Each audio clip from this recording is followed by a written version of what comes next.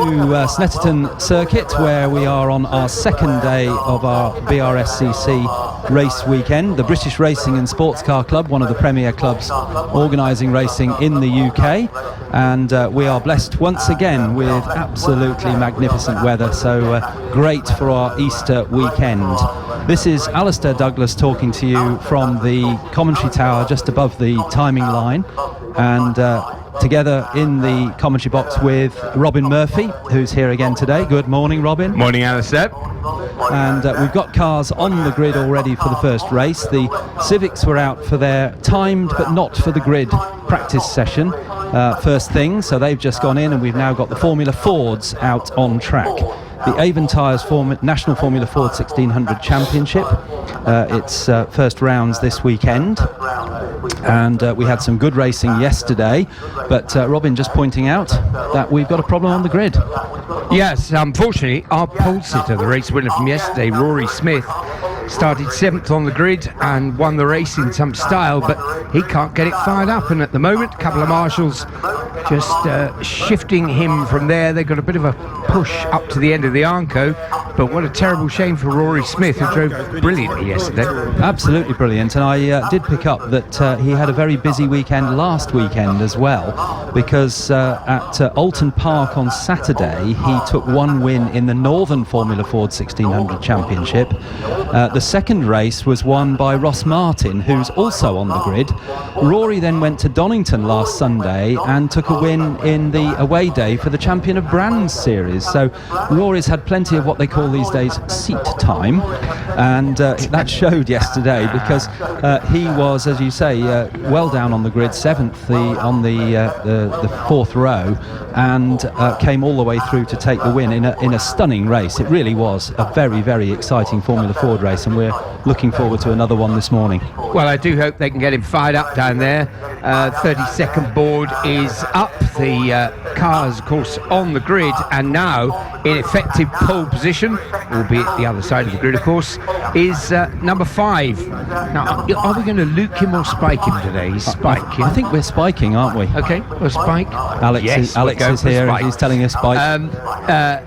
Spike Kohlbecker, who is number 5, is now the effective pole position sitter.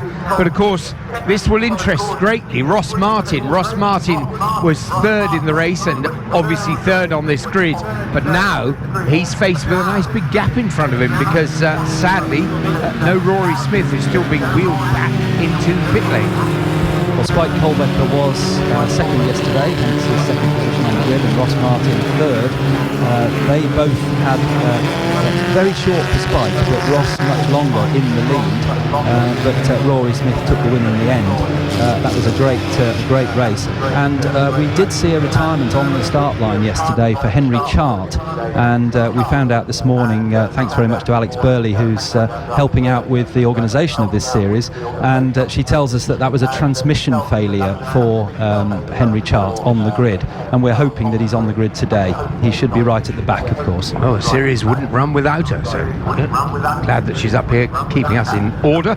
Down there they've got the engine cover off the back of Rory Smith's car, and he's got well, there are 3 people with their fingers involved in the engine, and it'll be 4 any moment. Poor old Rory, absolute sickener for him. I have to say, when you interviewed him after the race yesterday, I would say there was actually a quite pleasant sort of confidence about him. He wasn't being arrogant at all, but he just said, my qualifying position was worse than I would have expected, and the race went very much the way I expected. I enjoyed the race, but he was confident without being over the top about it, but unfortunately, at the moment, it doesn't appear to be simply not firing up. So, well, in a few minutes. By coincidence, it was BM Racing who run Rory Smith, who actually jumped in and helped Sam Street yesterday, who had ignition failure just as qualifying was about to start. Never got out for qualifying, and it was the BM Racing team that jumped in and gave him a hand. They've got the car going. So Rory Smith is asking whether he can go, but I think the rule will be that he must start from the pit lane because he hasn't taken his place on the grid. But we'll see he's being told to watch the light on the pit exit. So Rory Smith, we think, will start right at the back from the pit lane. The grid, Spike Colbecker is on the front, Ross Martin on the second row, number 11, alongside Jamie Sharp, number 89. The third row is 25 Neil McLennan and 16 Michael McPherson, the two Scotsmen. And then it's the first of our clubman class cars. On 7th on the grid, row 4, Max Maserati in the Van Diemen, who's the first of our clubman class. Something to mention, no changes to the programme at all, apart from some missing letters in the programme to tell you who are the rookies, because it looks as though there's only one rookie, Brendan Lee, but actually if you'd like to get your pen and put an R after number 3 in the national class, Scott Huntley, he's a rookie. Also number 88 in the National Pro, Morgan Quinn, is a rookie. And number 10 in the Clubman's, Nicole Woods, a rookie. And finally Brendan Lee, of course, in the rookie class, is a rookie. So we've got 4 rookies running, and the rule is they mustn't have competed in a Formula Ford 1600 race before January the 1st this year. And so those 4 drivers, brand new to the series. In fact, Robin, Brendan Lee is a little bit of a story there. Yes, he's a youngster, just 19 years old, never raced before yesterday, but he's a 2-time champion. Well, how on earth can you do that? Well, these days, it's easier than you think. Well, not easy to win, but easy to take part in. He's basically sat in an armchair winning races on computers. Now, we'll talk about him more later, but away they go, and that is a good start for Spike. And down here, Rory Smith has got to wait until they've all cleared the grid, and away he goes. Now, it'll be a very interesting little burn from the stern here, Alistair. Absolutely, yes. Rory Smith sets off just ahead of the ambulance rescue unit, which follows the cars round to the end of the first corner, and off he goes in pursuit of the rest of the field, who are now coming down towards Palmer, the left-hander, for the first time. And we'll get our first proper view of who's in the lead as they come out along the back straight behind the medical centre, and it looks like Spike Colbecker in the lead. Yep, it is, as they run down into Agostini's. Yeah, we were just saying about the Brendan Lee, the young 19-year-old. Well, yes, he's won apparently 2 F1E championships, which is not the electric formula, but it is a computer game exercise, if you like. And yesterday was his first car race, and he acquitted himself brilliantly, as he did in qualifying earlier on the morning. So he's starting, I think, 10th on the grid in this race, so we'll keep an eye on the progress that he makes. It looks to be Spike Colbecker leading, with Ross Martin second, and I think it's probably Neil McLennan in third place. One of the blue and white cars there, we can't see the numbers from this distance, but they're coming down for the first time into Brundle and Nelson. Yep, around they come, sweeping through the what were the S's there, and it's still Spike who leads. In fact, the order remains the same in the first 3. McLennan had a bit of an up and down day yesterday. He got biffed around a bit in the complex yesterday afternoon and lost a few places, but was as quick as anybody out there. He's had a good start though, and he's down into Murray's at the moment, just with the leading 2. And we've got a safety car. Right, okay. And well done to all the drivers, particularly those newer to the sport, because they've spotted the plot, and everyone just backing off there and maintaining order. And we're going to have a quick squiz around our screens. We have full circuit coverage here at Snetterton, and we're going to have to keep an eye on the safety car. There's 2 clues we get. One is where the yellow flags are actually being waved, and we've got them certainly at the every post, so that's not going to help.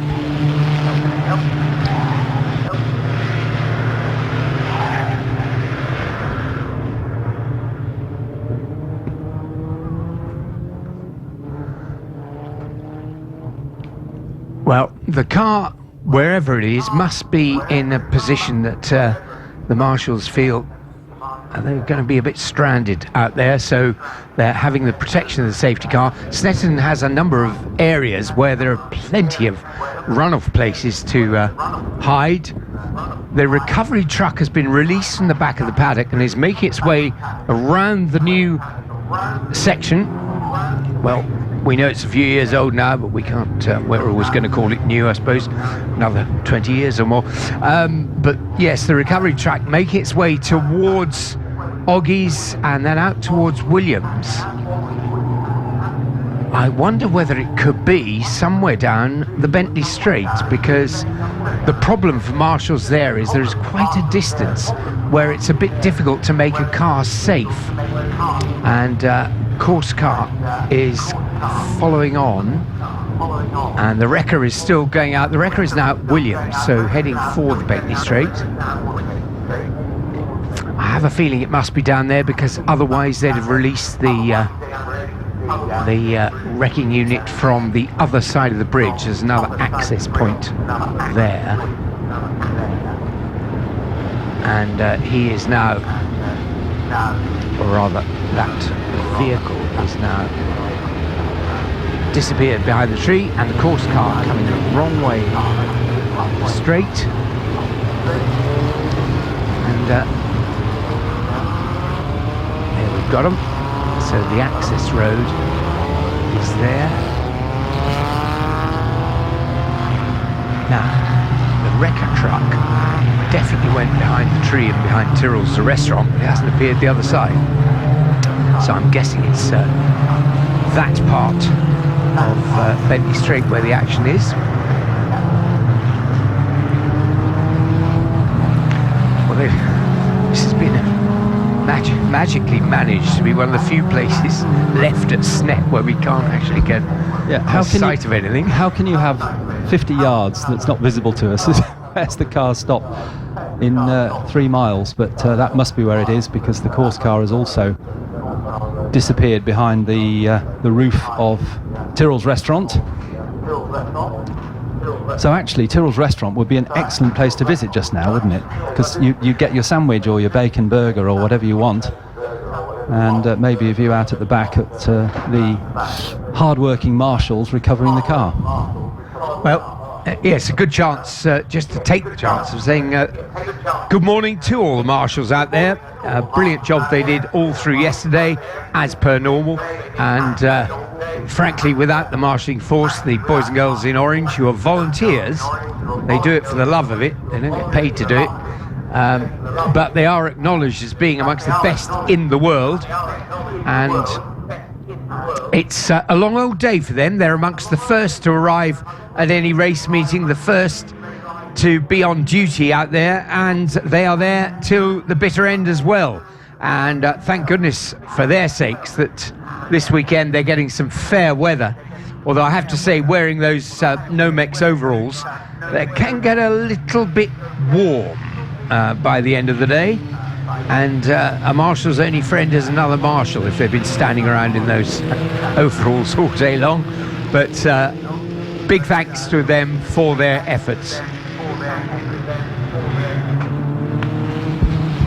If you are interested in becoming a marshal and you don't want to commit to signing any bits of paper, then of course you can take what they call a taster day, which is started a few years ago now, must be 10 years ago, where you can come to the circuit and you buddy up with experienced marshals, and you get taken to different locations to see what the marshals do, because it's not just the Orange Army that actually work as marshals. There's also the paddock marshals, the pit marshals. There's even marshals that move into the race admin side in the offices. So there's lots of different jobs, and if you come to a taster day, you actually get taken around all the different jobs that they do. The flag marshals amongst the most obvious, but also the incident marshals as well, out on track, helping to clear up after any incidents such as we've had on the first lap of our first race this morning. Well, we're just looking down I was checking off on our list on our screen and checking the cars as they crossed the line the last 2 times, and I think it certainly looks like it could be the number 10 car of Nicole Woods that's stranded out there, because she has not come past. One of the good things is, you know, we can only tell you what we see, and it doesn't do to read too much into anything, but it is the better news, you'd say, is that I haven't seen anything in the way of any kind of medical attention on the move. It's been at the moment strictly the mechanical side of things. So, well, my spies back in Herefordshire tell me that it's now being lifted onto a flatbed, because if you go to the BRSCC website, they are live streaming this meeting, and if you're here, then you probably don't want to watch live streaming because you're watching it happen, but if you've got friends at home who might want to watch, then you go to the BRSCC website, pick up the event here at Snetterton, and then go to the live streaming, and unfortunately or fortunately you get our commentary on that as well, Robin. Well, no, of course, you're quite right. We don't have to listen to ourselves. We listen to each other, but not ourselves. No, it's one of the expanding things with the old internet, that you can broadcast to the entire world, and it doesn't cost anything to pick it up the other end.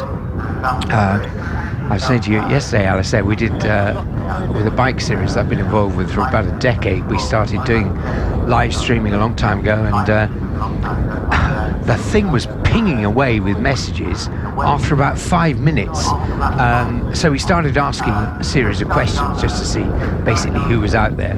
And it was the first 3 were Argentina, New Zealand, and somewhere in Southern Europe. Can't remember quite where at the moment, but it was literally pinging away with answers or questions the whole way through the race meeting. So it is, I think it's a valuable two-way street, and we should remember that we have more racing in Britain than any other part of the world. 2 wheels, 3 wheels, 4 wheels, you know, everything from carts to trucks and everything in between. But they don't in the rest of the world. So this is a way of them joining in. Now, back to racing. And we are indeed back to racing, so very quickly cleared up and into Riches for the first or the second racing lap they go, and it's Spike Colbecker who leads from Scott Martin in second place. No change to the order under the safety car, of course. They all had to follow one behind the other, and in third place Neil McLennan, and then it's Michael McPherson in fourth as they head up to Palmer for the first time. Coming through the left-hander, you'll see green flags waving. That's denoting that the course is now clear for the drivers, and there's a bit of a breakaway at the front. The first 3 cars turning into the left-hander at Agos, and it's Spike Colbecker who leads through the left-hander, and still in second place Scott Martin and Neil McLennan in third, and those 3 have very, very slightly opened up a gap as they sweep through Hamilton, and it's McLennan who's looking for a way through on the inside at Oggies. Will he get through? No, there isn't room there. Scott Martin manages to keep the door closed, and the fourth placed car, which is Michael McPherson, is not far behind, and I'm afraid we have another safety car. So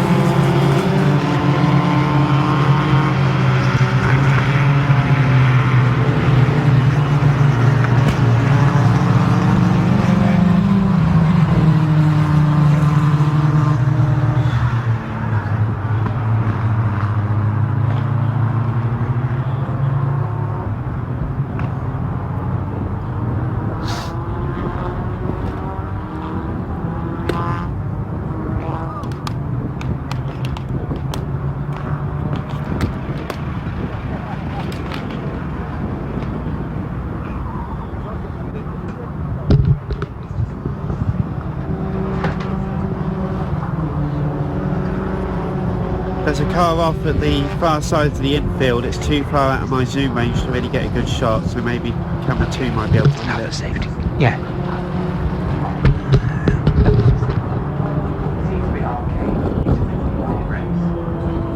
Yeah, there's a car off at the very other side.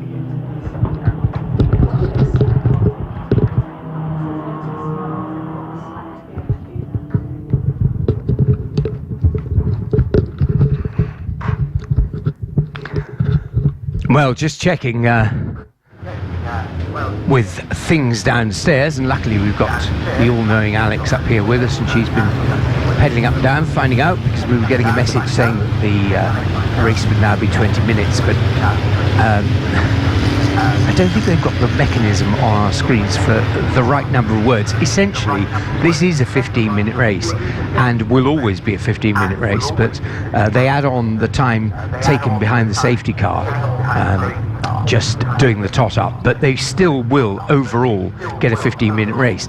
Whether that changes or not now there is a second safety car, we will hopefully find out, but at the moment that's what they're running to. So even though the drivers are still continuing around, now this having two safety cars, Alice said, We've now got a red flag. okay, And I'm told from Herefordshire that it's Brendan Lee who stopped on track and is being recovered.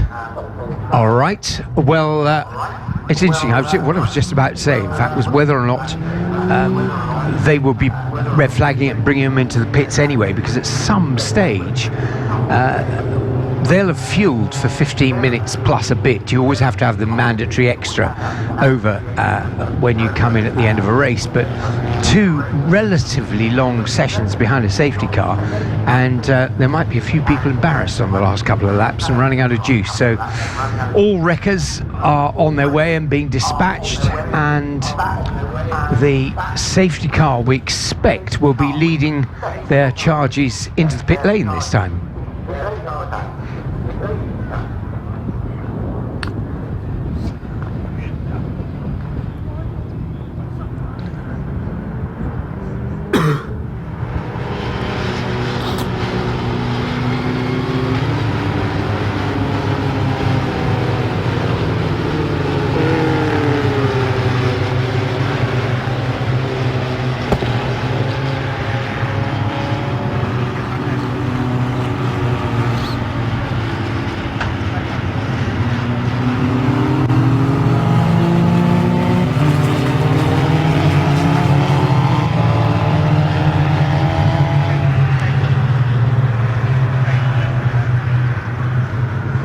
Well, an unfortunate beginning to the day's racing, to have two fairly lengthy stoppages, one after t'other.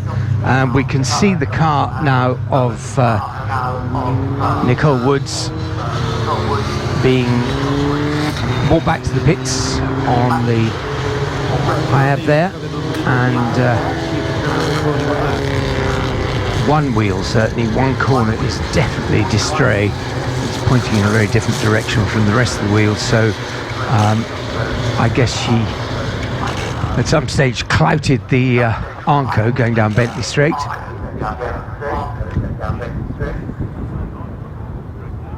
There's various rearrangements of other wreckers going on.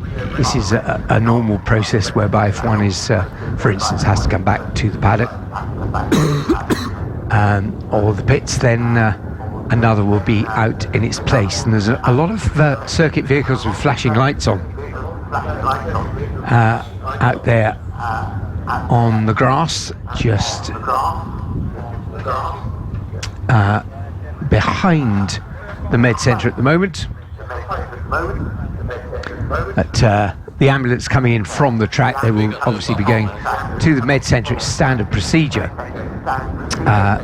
for drivers, unless they've got out of the car and walked away and run away and all the rest of it. But they need to be checked over, so it's not a matter for alarm, but just the really careful way that all the medical staff at race circuits deal with any of the customers.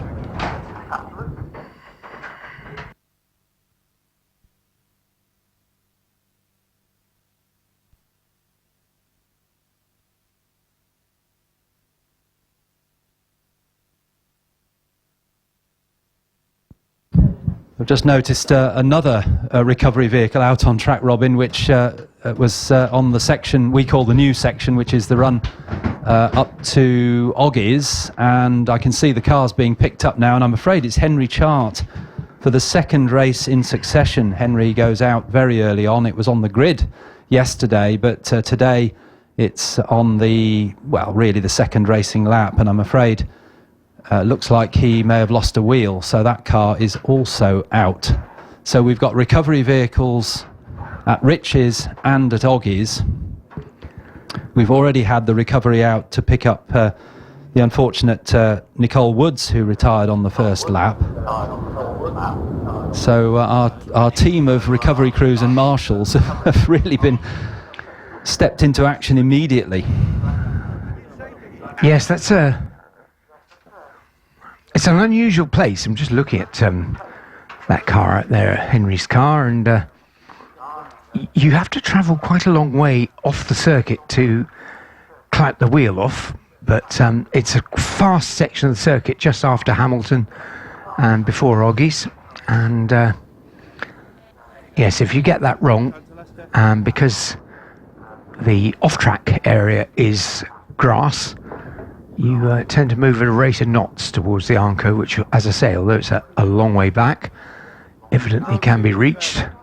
Those recoveries have taken place now, and certainly the last of those two making its way back towards us. We still haven't seen Brendan's car come back from Riches. And there can't be many people spectating here who don't know a little bit of the history of Formula Ford, but the race yesterday and the races that have taken place already this year at here and other circuits just continue the story of Formula Ford, now in its 52nd year, 1967, and it was down at Brands Hatch, not too far from your old stamping ground. And it really grew out of the race school at Brands Hatch, which was using old Formula 3 cars with quite highly stressed 1-litre engines, which were costing a lot to maintain and falling apart at regular occasions. So the idea came up to use originally the 1500cc engine out of the Cortina and other variants of Ford, which was an older style of engine, but 1500cc. But by the time it all got together, they decided to use what was known as the Kent engine, and that's 1600cc, known as the pushrod engine, because it doesn't have the camshafts at the top of the engine, so quite an old style of engine these days. And it proved to be incredibly popular from the off. In the first proper year was 1968, and it just grew and grew and grew into a worldwide formula, but it's never really changed. No aerodynamics, very, very simple layout of the car, lot safer, the later cars, than the earlier ones, just through mechanical improvements, but the essential, which is the 1600cc Kent engine, gearbox bolted on the back, 4 wheels, treaded tyres. Absolutely brilliant formula. Insert driver and go on. That's it, yeah. And we always used to say years ago the only difference between the cars was the colour of the driver's helmet. We've got a few more colours on the cars these days, so we could expand that to the colour of the car and the helmet. But the old adage still stands. It provides incredibly close racing because there's no aerodynamics, so the cars can run close together. They have to be careful not to touch wheels or interlock wheels, of course. Any open wheel formula has that safety issue, but other than that, they're like a swarm of gnats going into the corners. And just a few weeks ago, I was commentating on a race for a classic series as opposed to the national series we're seeing here today, and 3 of the drivers in it, or 4 of them actually, were drivers from the 80s, 70s and 80s who've come back into racing and enjoy their Formula Ford racing just as much today as they did all those years ago. One of them was Tim Harvey, who you'll know from his British touring car exploits and of course his commentary alongside David Addison in today's British touring cars. Tim Harvey was out racing in the same sort of car that he raced in the early 80s. Enormously enjoyable day for him, big smile on his face as always, alongside two other drivers very successful in period, which was John Village and Rick Morris. And those of you here may remember those names. Well, they're still racing. Rick Morris, an early festival winner too. Indeed, yes. In fact, did he ever win the festival? I think he did. I thought he came second about 3 times, but you may be right. Or I could be wrong. You never know. There's always a chance. He famously, the story goes, that he famously beat Ayrton Senna at Silverstone. But the jury's out, because half the people will say, yep, Rick, brilliant driver, very, very quick. But there was an incident over the chicane on the last lap, and Ayrton always maintained that Rick straight-lined the chicane and beat him because he straight-lined the chicane. Doesn't really matter. It was a fabulous race, and the two of them were very, very evenly matched. And Rick in his 70s now, still racing in Formula Ford. Well, yes. There's a lot of people out there who haven't grown up, and I think there's a lot of people in racing who say that's the bliss of Formula Ford. You don't have to give it up. I know certainly many of my friends over the years have raced in Formula Ford and have gone on to other things and retired and gone into other business, but they would still be tempted out. We've got our grid back, I should say, and they're lining up down below us. Now, they're lining up, as it were, in the new grid order, in the sense that Spike gets to sit on pole this time. Spike from St. Louis, Missouri. We've got 2 American visitors to this Formula Ford National Championship this year. Spike, of course, is one of them. The other one is Aaron Jeanson from the delightfully named Sulphur, Louisiana. Aaron down there in number 54. Now, a few gaps towards the back of the grid. Now, we've obviously got 3 cars. We saw Henry's car come back wheelless over there. Brandon Lee, we know, that's Henry Charticles. We know Brandon Lee was stranded out at Ritchie's, and we know that Nicole Woods also came back with one wheel, not exactly off the wagon, but certainly pointing in the wrong direction. So those 3 will not be taking part in this race.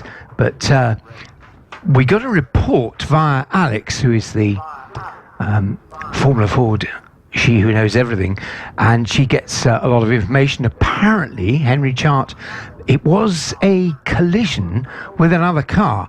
Well, I mean, his corner was completely removed, so you'd imagine there might be a car down there on the grid or somewhere which has suffered a fairly heavy contact, but evidently not one that's going to keep him from continuing.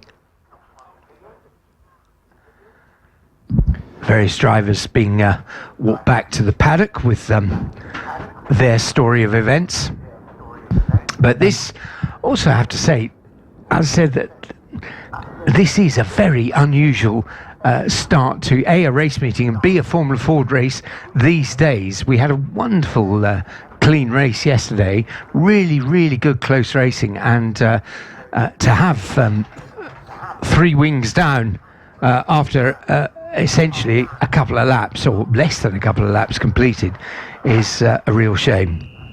Well, we've been handed a grid for the restart, and it's as Robin has just said. We've got Spike Colbecker in pole position, number 5, and alongside Ross Martin on the front row, although it's not really it's a very much a staggered grid, so they are not 2 by 2, but 1 by 1, but we call it the front row. Spike Colbecker and Ross Martin, and then second row, Neil McLennan and Michael McPherson, 25 and 16. Third row, 89, Jamie Sharp, and 122, Jonathan Brown. And the fourth row, the first of our clubman class, I think, 122, Jonathan Brown isn't. So, yeah, Max Maserati at the head of the clubman class. And this is a green flag lap. So the cars will head off on one more sighting lap. Max Maserati and Morgan Quinn alongside in car number 88. And we are a little bit down on rookies now because two of them are out of the race, Brendan Lee and Nicole Woods. Morgan Quinn is the first rookie in 8th place on the grid, and Scott Huntley, he's right at the very back. He's the other rookie remaining in the race. Although Brendan Lee is shown on the grid, but I'm assuming that car hasn't come back to the grid. We haven't, as Robin said earlier, we didn't actually see that car picked up because it's hidden from us by the wonderful raised spectator banking, which we mentioned yesterday actually, and it's probably one of the favourite spots is where that crowd of people standing up on top on the inside of Riches, a great place to spectate because you can see the whole of the main Senna Straight past the pits, then into Riches, up to Wilson, down to Palmer's, and then all the middle section of the track right back to Oggies and Williams. Brilliant spectating spot. But there's some new raised banking at the far side, isn't there now, which is giving a good view of the far end of the circuit by the bridge. Yes, plenty of places at Snet now to get a good view, and there will always be the old diehards of Snet who just love what is now Murray's down there, and that's their great action area. I know it's a very popular spot too for photographers because you can get some great shots of the pack coming towards you, but also some lovely shots as they disappear away to the right up the Senna Straight. So do hope you'll be enjoying yourselves in this very pleasant weather. Just a couple of things to mention about this grid. They are still able to give them 15 minutes. Now, BRSCC have been very cleverly juggling some extra minutes that, while you couldn't say they were spare, there is certainly enough slack built into the day that there is time to give them a full race distance, which is lovely. And also remember that from the very first attempt at the restart, we still have Rory Smith, obviously one of the fastest runners out there. He won the race yesterday, having started 7th, but he is still starting from the back of the grid, back row of the grid. So we've still got, no doubt, some drive-through action to happen with Rory Smith.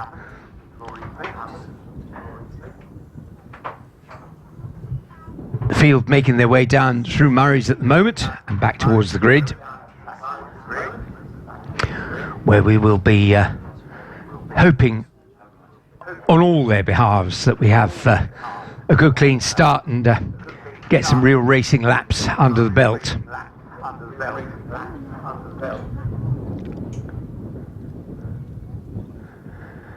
So the Avon Tyres National Formula Ford 1600 Championship race coming back for another try, another start.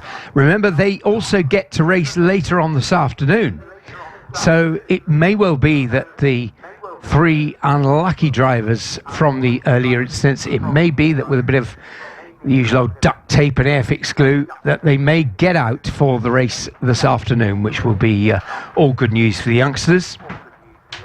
Everyone's settled. Rescue unit pulls up behind the grid. We wait for the marshal with the magic green flag, who will just wave to say that everything is in order. Starter has the finger on the button. Green flag is waved. 5-second board is shown. And Fordies are go. And a good start from Spike from pole position. Good start from everyone so far. And Rory Smith gets away well at the back. He's trying to feed his way past a couple of the slower runners. He's picked up a couple of places by the entry into Riches. They go through Riches. There's not a twitch of a yellow flag through there. So we're going to make it up to the second corner, the hairpin at Wilson. And through there, the leaders come down into the left-hander at Palmer's. Early stages, of course, cars need to be just a little bit aware at Palmer's because all the heat, if you like, has been on the right-hand tyres up until that point, and then they need a bit of grip as they go through Palmer's, but through Agos they go, and it is still our man from America, or one of them indeed, Spike Curlbecker, who leads down into Oggies. And once again, an effort on the inside of Oggies by Neil McLennan, but no room to go past Ross Martin in second place. And that little effort there has slightly opened up a gap, a very, very small one of half a length or so as they go onto the Bentley straight for the leader, Spike Colbecker. But they're coming down into the Brundle and Nelson. They'll come out from under the bridge at the end of the long Bentley straight. They turn into the left and the right, and the leaders have all closed up again, just as it was the first time round, with Spike Colbecker leading. But I think a challenge going into the bomb hole, but there's really not any room there. But we might see another challenge at Coreham for that second place, with Neil McLennan trying to find a way past Ross Martin. But no, there's no room. It's still Ross Martin in second place as they turn through the left-hander at Murray's, out onto the centre straight for the first racing lap after this start. And down towards us they come, and it's absolutely gearbox to nose for second place as they turn into Riches. Spike Colbecker leads, second place Ross Martin, third place Neil McLennan. And a huge shame, oh dear, contact down, I think at Murray's. There's Rory Smith from the back of the grid, and one wheel, the right front, does not want to play, so Rory Smith's charge from the back. He got past 5 cars during that lap, but well, just enough to go Doolally. And this is, I can't help saying, it's quite a rare occurrence in Formula 4, particularly these days, but to see 3 cars with the wheel off in 3 separate incidents within 3 full laps of an attempt to run a Formula 4 race is a rare thing these days. Rory's out of the car and stomping away, and one can understand how he feels. What a difference a week makes after 2 wins last weekend at different circuits. A win yesterday here at Snetterton, and unfortunately a failure on the grid, and then a accident damage puts Rory Smith out of the race. And we've still got waved yellows down at Murray's, and I guess that will, I suppose that's, we've got a stationary yellow on the start line. So the waved yellows down there, maybe the contact meant that another car has parted company with proceedings down there.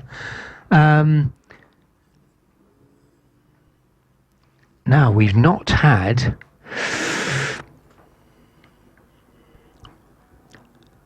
Aaron Jeanson come round.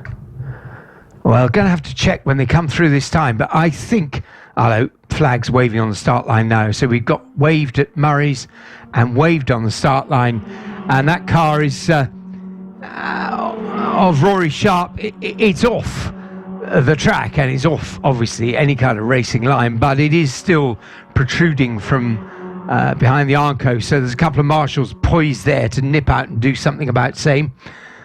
And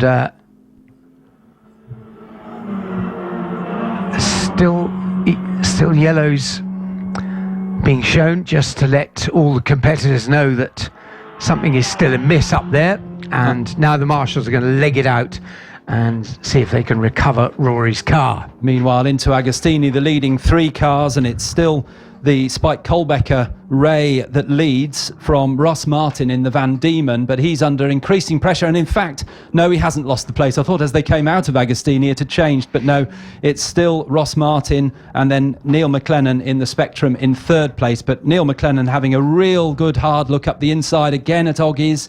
Then we've got a car running, relatively speaking, on its own. It's about 2 car lengths ahead of the next one, but then the next 4 are absolutely locked together. So we've once again got a wonderful Formula Ford race after a little bit of a stuttering start for them. We've now got well underway, and we've got one of the cars coming back in that's just caused that yellow flag at the far end of the circuit. And it's that's Brendan Lee's car that was at Riches, isn't it? Just come back on the low loader. So unfortunately, a number of broken Formula Ford cars in our paddock now, which is a real shame. Meantime, the leaders are coming into the bomb hole and up towards Coreham. and it still looks as though it is Spike Colbecker who leads.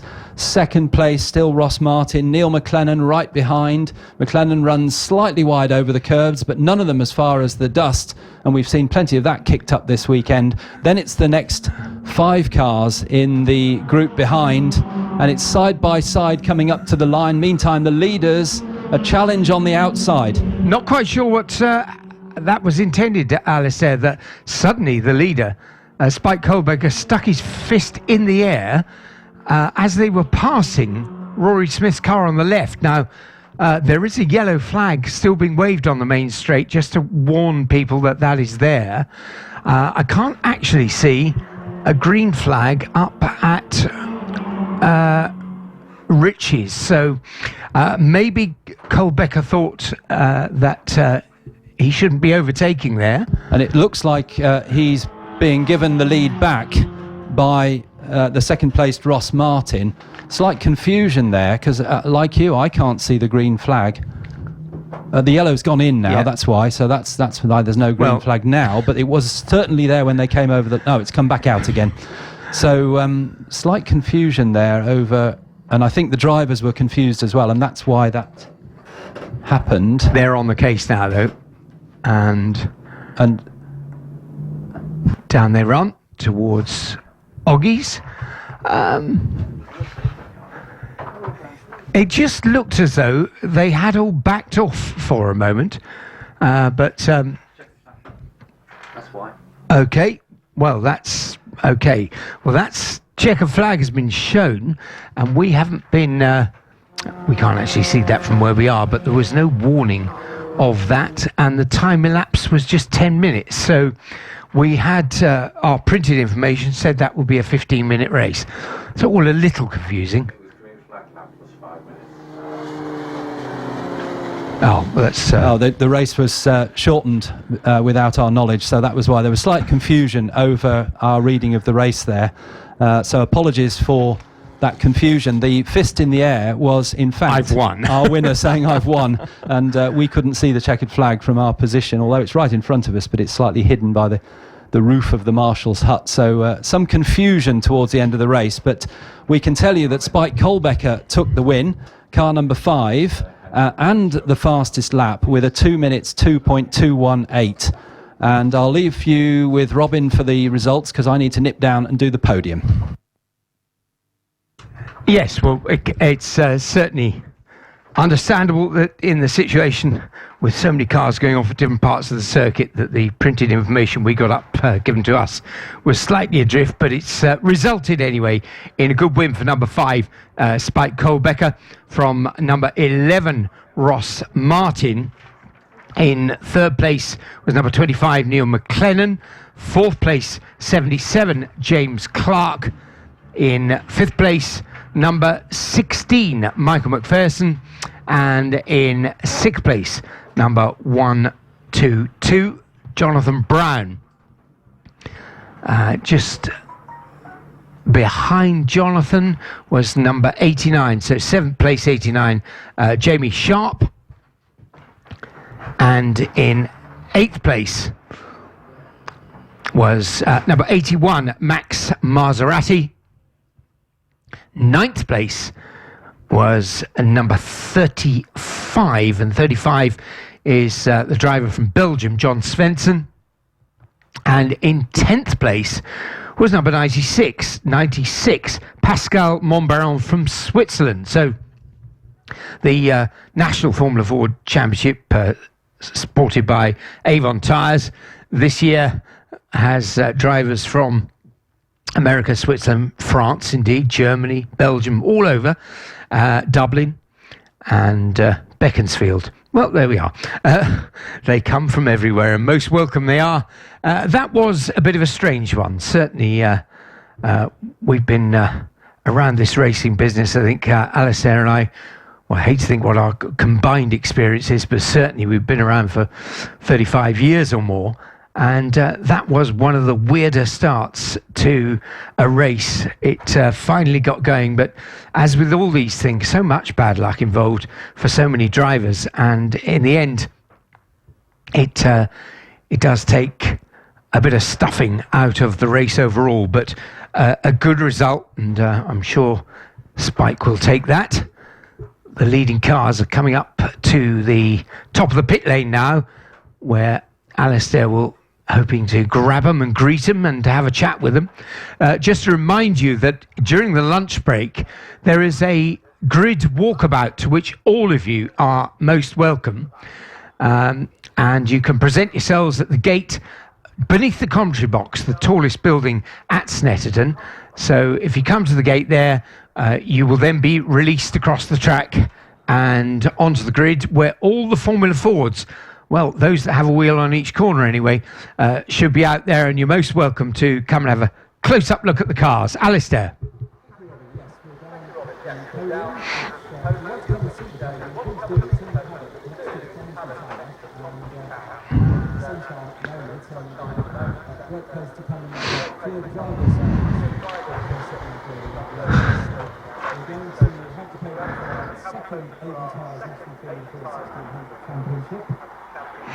In reverse order, first up onto the podium for Cavaliers Racing, it's Will McLennan.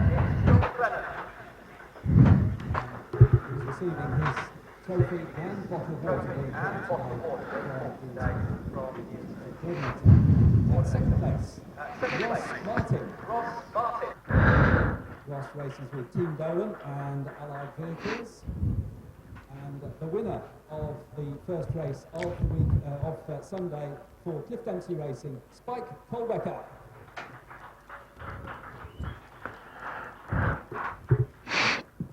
And Spike's going to receive the winner's trophy for the race. He's also receiving, thanks to Dominic from the BRSCC, I understand, his Easter egg, it being Easter. And there is another trophy to be presented, which we'll just check whether it's on the podium. I don't think, is it there? Yes, it's coming through. Ah, excellent. The gentleman in the orange suit is showing me the Henry Willett trophy is about to be presented to the winner of this race, Spike Colbecker. Henry Willett, a scrutineer, chief scrutineer for the East Anglian Centre of the BRSCC for many, many years, and gave a trophy to the club to present to a winner of the race. And this year it goes to the winner of the National Formula 4 Championship race here at Snetterton. So also receiving the Henry Willett trophy, Spike Colbecker. That's for some photographs, and we will have our three winners up on the podium.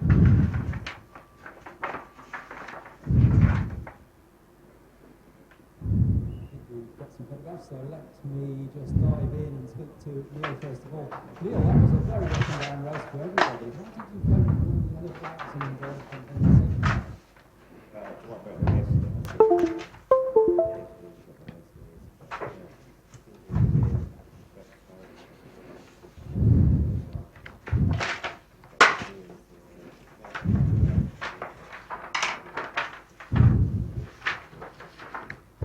Most of that last part of the race trying to get by Ross.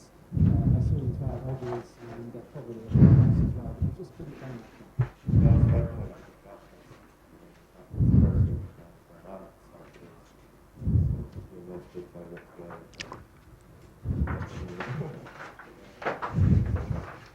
thank you for coming all the way down to Scotland. It's lovely to see you here, and well done on third place. Second to Ross Martin. You have the mirrors for you. You're also looking forward.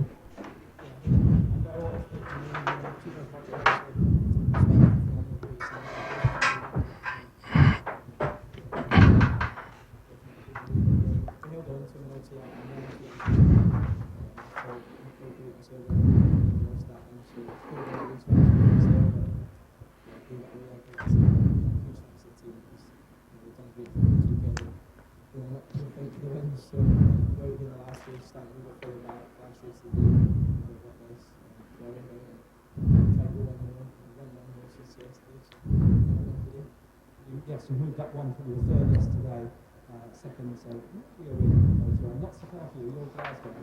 Yeah, good. Well done. And our winner, Spike Colbecker from the USA, but you've been racing in New Zealand and in Canada, and now you're in the UK. How are you finding it? I think racing is great.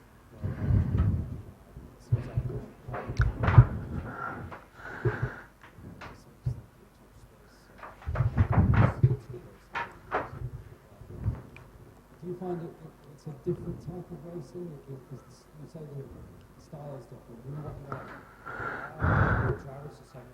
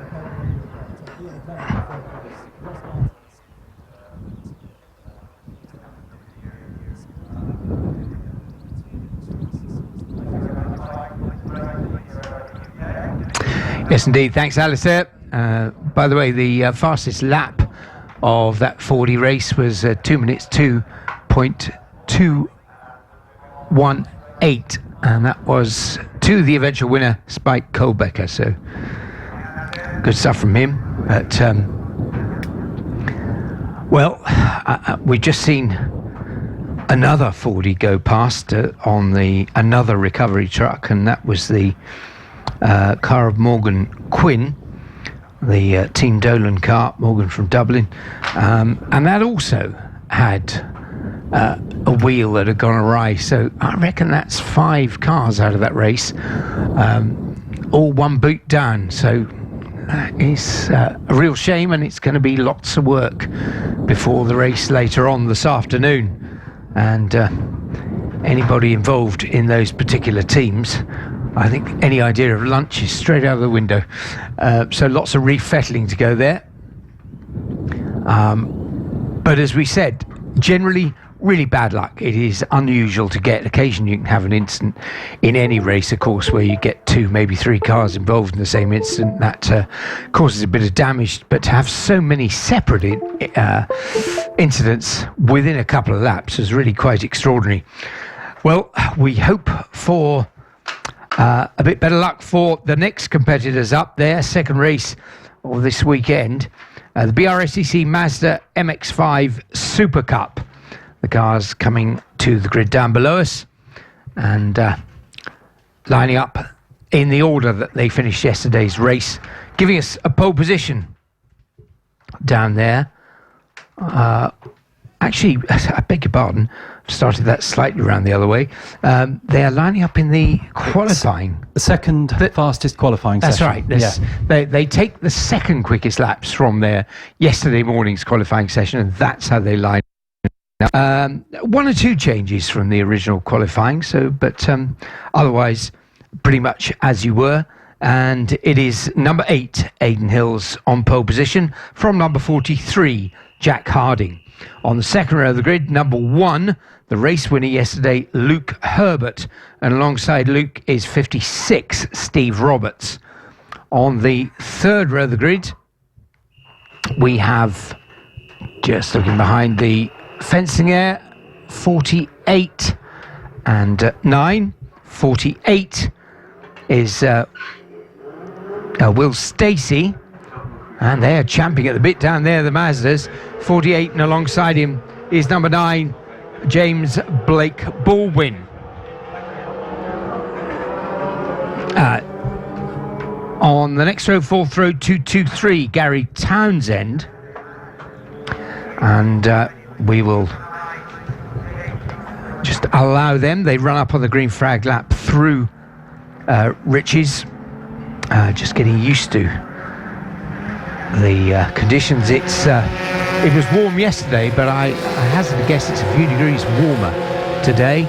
And look at the windsock, there's still a bit of a breeze, but it's not quite as extreme and horizontal as it was roughly this time yesterday morning. So I think it should be slightly easier for them. One or two of the drivers were saying, particularly in the Formula Fords, of course, but they were saying once you got onto a Revit straight, they were being buffeted and buffeted by the wind down there. But that should be, looking at it, less of a problem for them today.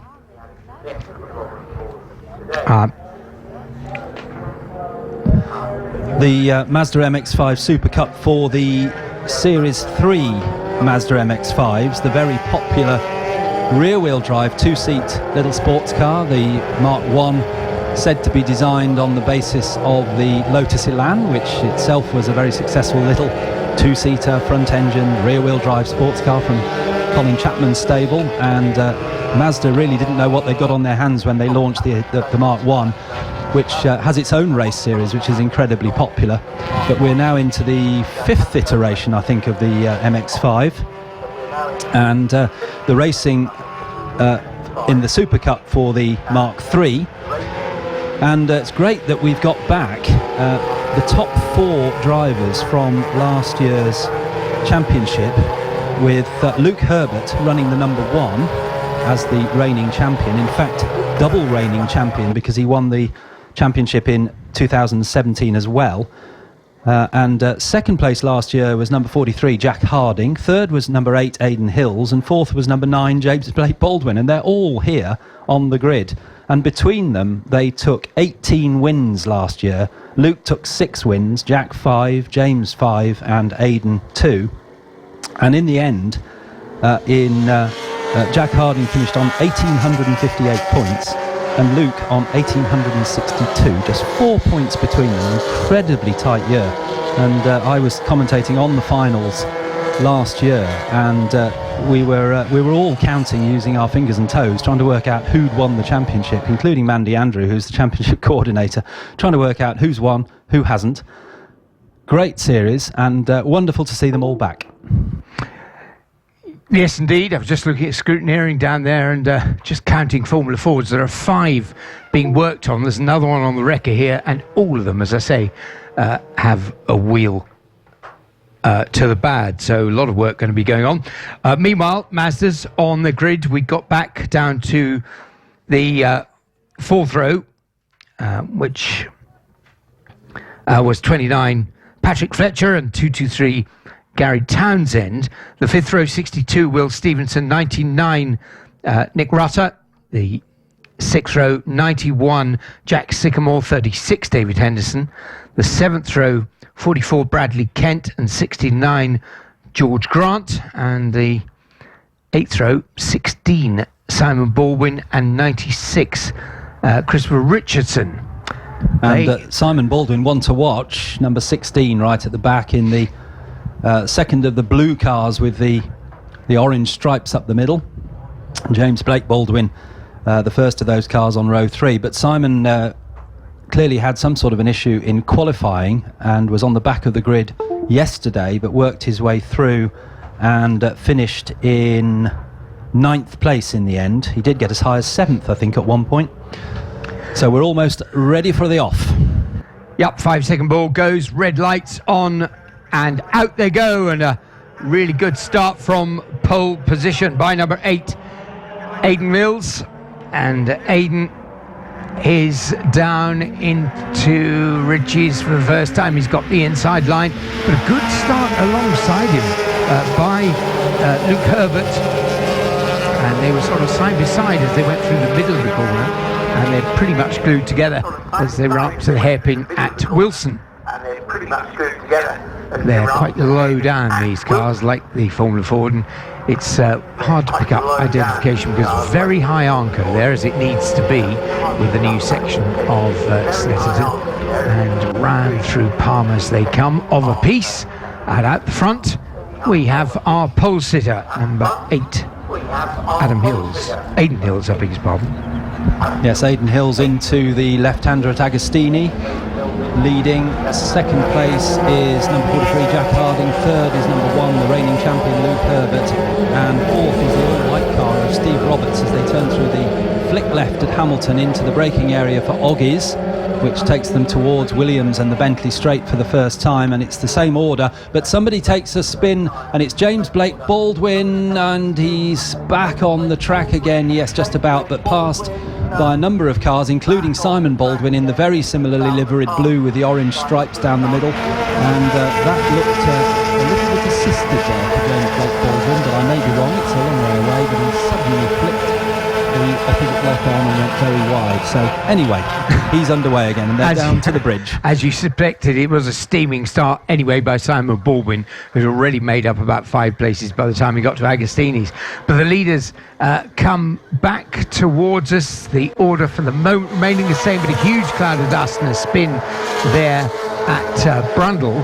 Car is back on and recovers, and just trying to pick up the... Is it Mr. Blake Baldwin again in the colour scheme? It's either Simon or James, because it's the blue with the orange stripes. Right, so a spin to the back, but a continuing runner there as the leaders come. Now, they were 3, and now there's 4, and up to the line they'd come, 4 of them across almost as one. It is Hills from Harding and Herbert and Roberts, and a lot of side-by-side action as well, and into pit lane. Oh, is he going straight to the garage where I can't see him? Comes the spinner from the back of the field. And it's James Blake Baldwin who's in the pits, number 9, as we suspected. I wonder whether he's got a problem, because if he was assisted at Oggies, maybe it's damaged the rear suspension or even got a puncture, because that second spin suggests that James had a mechanical issue. As the leaders are down to Agostini again, and it's the same order. Hills, Harding and Herbert, the well-known firm of local solicitors, and they're being very closely followed by Steve Roberts in number 56. But Luke Herbert goes up the outside going into Hamilton. That's a tricky little left-hander, isn't it, there into takes them into Oggies, but it doesn't work.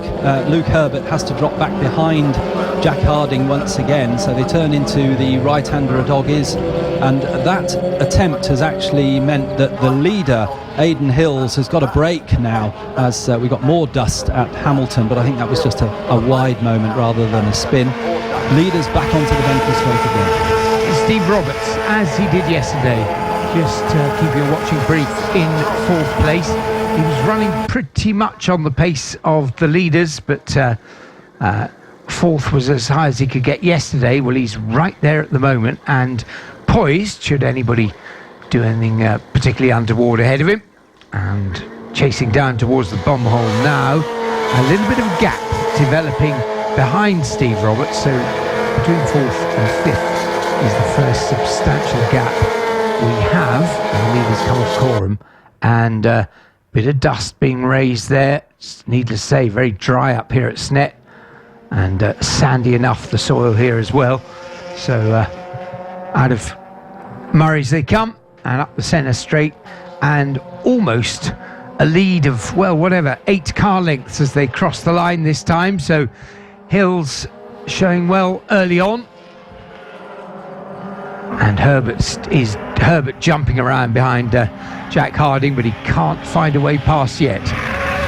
And certainly the leader is going well, because he's just set the fastest lap of the race with a 2:15.979, which is a good half a second or so quicker than those behind. But as we've said many times before, when they're battling, they slow each other up. If they work together, they might be able to catch the leader, Aidan Hills, but at the moment he's got a clear run out front. So it's number 8, Aidan Hills, leading from 43, Jack Harding in 2nd place, just about from number 1, Luke Herbert, as they turn into Agostini, and in 4th place, Steve Roberts, just coming out of Agostini now on the short run up to Hamilton. In 5th place is the number 48 car of Will Stacey, and in 6th place, the first of our Masters, which is number 223, Gary Townsend. The Masters, you'll see in your programme, they have an M after their name, and that means that they were aged over 45 on January the 1st this year. So they're the elder statesmen, if you like, of this series, and there's a separate trophy for them. Leaders then down the Bentley Straight. Yesterday's race saw a fastest lap for Steve Roberts, so the driver who finished 4th in the race, picking up that fastest lap. That was a 2:15.8 yesterday, so they're already pretty on that kind of time at the moment as the leader comes down through Nelson, and still maintaining this little gap as they go through the bomb hole back to 2nd, 3rd and 4th. Safely through as the leader comes out off Coram. Aidan Hill's looking very comfortable at the moment, and you wonder because in 2nd place Jack Harding, of course, has his hands full. He could see the leader developing this little gap, but he's also got the guys behind, including the reigning champion, all over his case as he runs up towards Richie. So at the moment, I guess he's going in with what he hopes is a slightly more defensive line, and it's allowing Aidan Hills just a little bit of relief in the lead at the moment. I do wonder from the body language of the cars whether the 2nd and 3rd placed Harding and Herbert have decided just to get their heads down. Maybe I'm wrong, because Herbert's come up alongside Harding as they come into the left-hander at Palmer. I was about to say it looks like they're working together, but that goes out of the window as they come through the left-hander. Harding was on the inside, Herbert on the outside, but they're in the same order. It's still Harding from Herbert, and this has allowed Aidan Hills a little bit more breathing space as they go into Agostini through the long left-hander. Up towards Hamilton they go, and it's still Harding, Herbert, and in 4th place Steve Roberts, who got the fastest lap yesterday, so he's got the pace in him. Yes, just looking back to 5th place, the gap, I thought maybe that was closing slightly. Will Stacey in 5th, but the gap, I think, remaining stubbornly the same between that the back of the leading group, 4th position, and then Will Stacey back in 5th. The leader already down the Bentley Straight. So we look to our screens where we get a view of the braking area under the bridge here at Snetterton and down into the complex, Brundle and Nelson, and through they come up towards the bottom hole once again. Hills and 8 leads this off Coram, looking as comfortable as he can, and the champion from last year has, from his point of view, at last got up into 2nd place. So it starts the charge up the centre straight. In 2nd is Luke Herbert, and Jack Harding just down to 3rd place with Steve Roberts, again, all over his case. Steve chasing everyone and anybody, but at the moment has yet to get above 4th. Behind is good though, isn't it? Who's behind Will Stacey? It's that's Fletcher, Pat Fletcher, who is in 6th place. Looks a little bit closer this time, does Pat Fletcher, Alistair? Yes, I wonder whether the leaders are falling back into the clutches, but looking at the timing screen, there are some quicker times lower down, but nobody going really as quickly as the leading group. And quite noticeable now that Luke Herbert has got past for 2nd place, past Jack Harding. He's started to pull away, although as they come out of Agostini, it doesn't look quite so obvious that he's pulled away a little bit, but it certainly looked like it coming down towards Palmer. And I wonder now whether the gap will close to the leader. For reference, the last time around over the timing line, Hills and Herbert were separated by 1.3 seconds. So we'll be able to see next time around whether that gap has come down. Herbert's lap time last time around was the quickest of everybody actually, but certainly quicker than the leader. So he had closed the gap somewhat. So we'll watch that as they come back round to the timing line once again. 20-minute race this, of course, for the BRSCC Mazda MX-5 Super Cup. And 20 minutes is a long old time around Snetterton. You've got to keep concentration, and the temperatures in the cockpit for those cars, you look at them and you think, it's a nice little sportive car, but we're going to get really stewing in those cars before the end of this one. We've got a team of Fordies, looks like Nicole Wood's team, legging it back to scrutineering. They are on their time-ending mission as the leaders come back towards us. Now, they've concertinaed up again, Alistair, because at the front, Aidan Hills, for the first time in maybe, I don't know, 5 laps or so, is actually being hauled in. Well, that's proved by the timing screen, because Luke Herbert in car number 1 in second place set the fastest lap of the race last time around, won a 2:15.455 and closed the gap. If you remember, it was 1.3, it's now 0.6, so he's halved the gap back to the leader, and he's taking with him Jack Harding and to some degree Steve Roberts, who's not dropped off the back of that group, but he's not quite in contention. He's just a few car lengths off the back of Jack Harding's car. And look at the battle behind. Here they come, into Palmer's. That's between Stacey and Fletcher, and that has really tightened up. Will Stacey has now been substantially caught by Pat Fletcher, and he's given it beans down towards Agostini. The leading 3 are all absolutely together. Steve Roberts just a little bit off the back of them. They come down through Hamilton into Oggies, and still Pat Fletcher looking left and right down through Hamilton, but can't find a way past Will Stacey yet.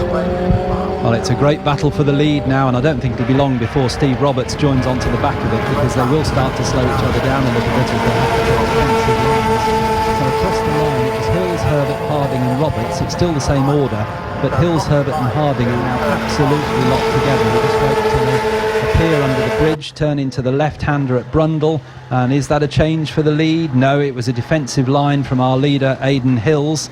But Luke Herbert right behind him, and Jack Harding there, and of course Steve Roberts is now right behind. So we've got 4 cars for the lead making their way out through the bomb hole and up towards Corham. So 2:15.4, the fastest lap of this race, and that makes it the fastest racing lap for the Mazdas this weekend. The top of the qualifying, they were actually down into the 2:14s, so a bit more speed there. But now that the battle at the front is well and truly locked together again, outright speed is not going to be the name of the game. It's all about track position, and Harding there just dipping out, thinking about having a look at Luke Herbert, can't find a safe way through, and at last behind, from their point of view, or his point of view, Pat Fletcher nips by up into 5th place, heading Will Stacey for the first time in this race. And just behind them, a change for the Masters lead, because Simon Baldwin, number 16, has finally made his way up into the head of the Masters after starting at the back of the field, last on the grid. Simon Baldwin, number 16, in the blue car with the orange stripes. The other car, James Blake Baldwin, unfortunately an early retirement.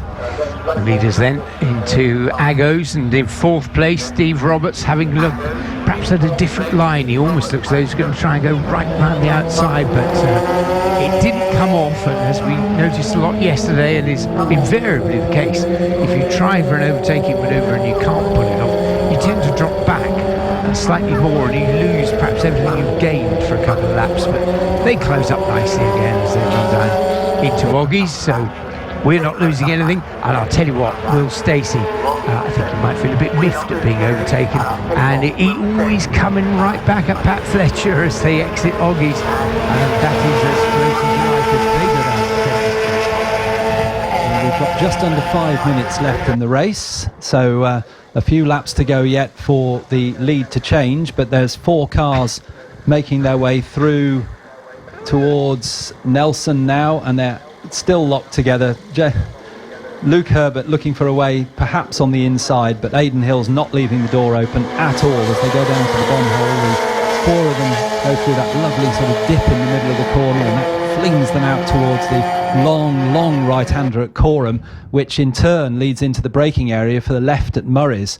A very difficult section of circuit, and not a lot of room there. And the four of them come through, all just touching the curb, nobody running wide. Very good lines from the four leaders. Meantime, behind, the battle goes on, and Will Stacey still trying to find a way past Patrick Fletcher.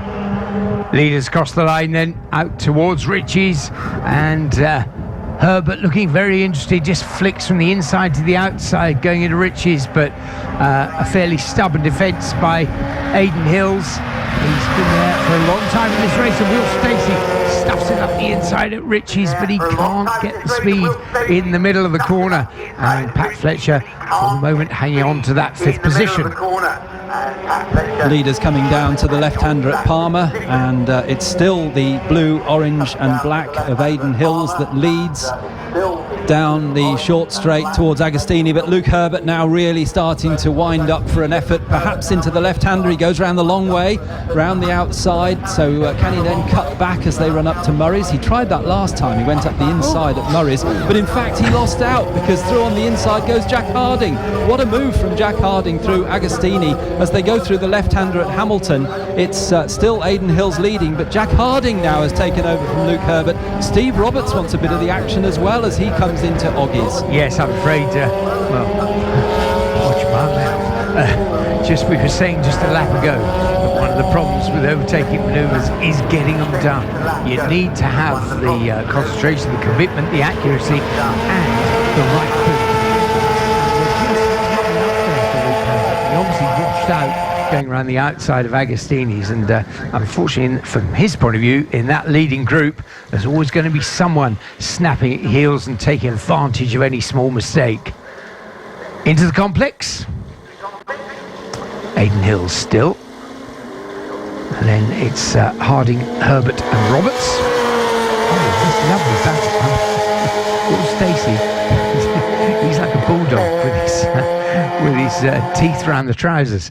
He's not letting Pat Fletcher get away with this fourth place in any kind of comfort at all.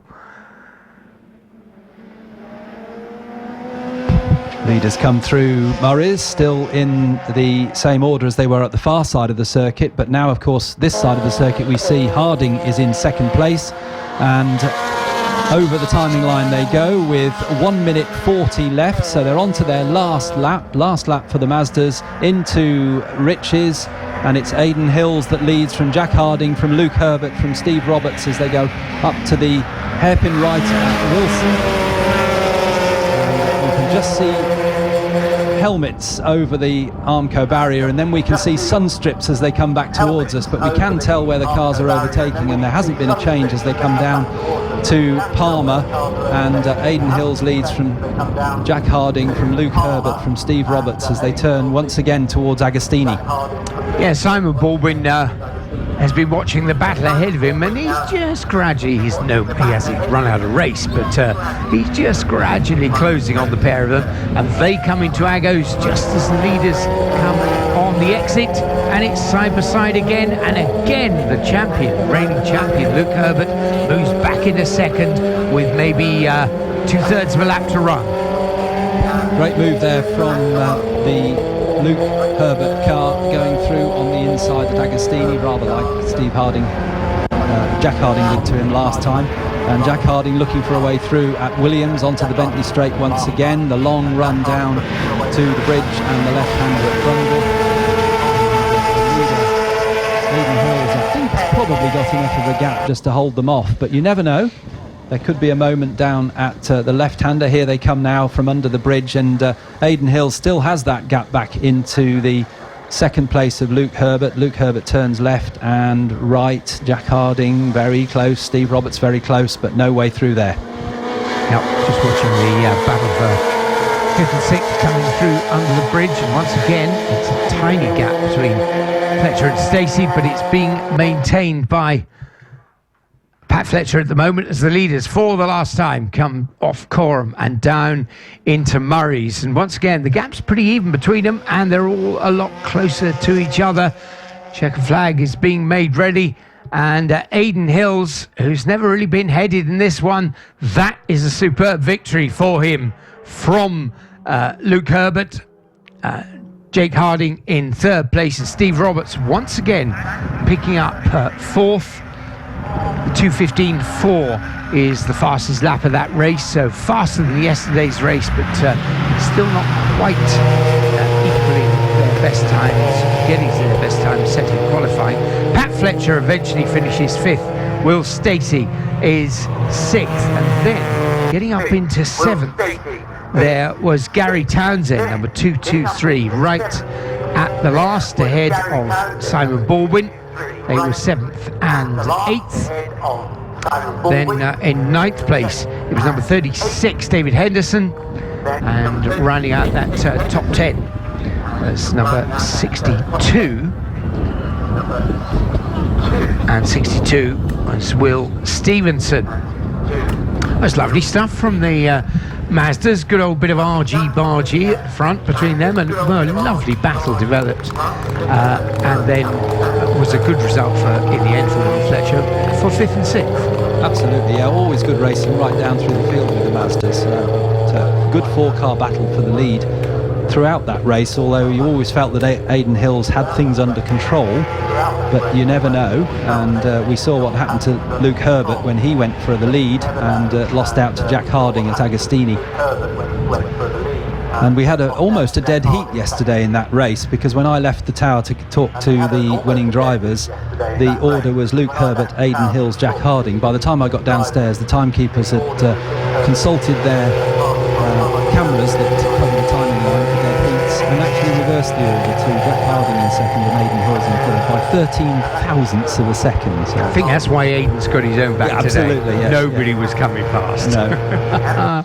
Oh, excellent stuff from the Mazdas. And of course, yet again, we'll get to see them race later on this afternoon. So cracking stuff in prospect. Once again, let me remind you, those of you that can see over by the gate there, that there are still people arriving here at Snetterton for this Easter Sunday race programme, that we have a grid walkabout during the luncheon interval, and you can access the grid through the gap, as it were, by the commentary box, the tallest building here at Snetterton. So the end of the pit garages, then you'll see the white commentary box atop the control tower, and there are gates down below. They will be opened, and the marshals will let you out onto the track to get a close look at the Formula Ford grid for particularly their third race of the weekend. And we do hope that there'll be more Fordies out there with a wheel on each corner for you to have a look at by the time we get to the luncheon interval.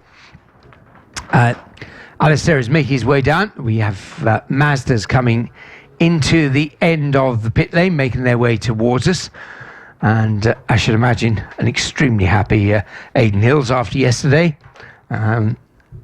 Luke Herbert, who won yesterday, well, a good second for him in the end, and Jake Harding a third place to go with yesterday's second.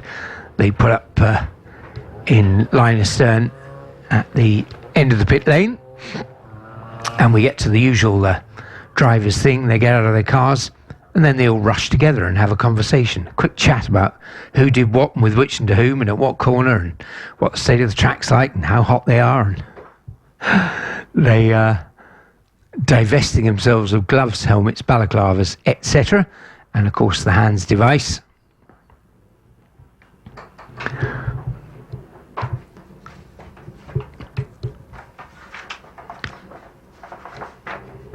And we look forward to something a little different, and it's the last of the qualifying sessions for this race weekend. We saw the Civics out earlier having their untimed practice. Well, they're coming out for real.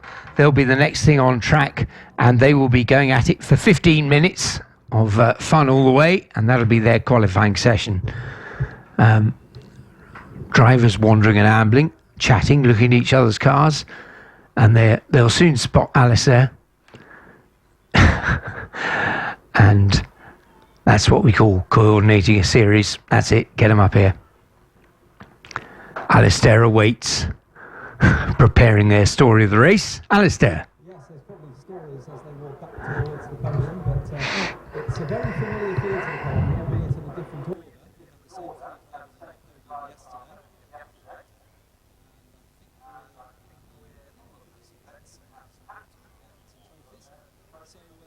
second BRSCC Mazda MX-5 Super Cup race of the weekend. One more to come, you're going to know. Third this time was Jack Harding. Jack Harding climbs up onto the podium. He was second yesterday. Winner from yesterday, our reigning champion from 2017 and 18, Luke Herbert. Our winner today after I won't say dominant, because he was under pressure, but very strong race. Eight Hills.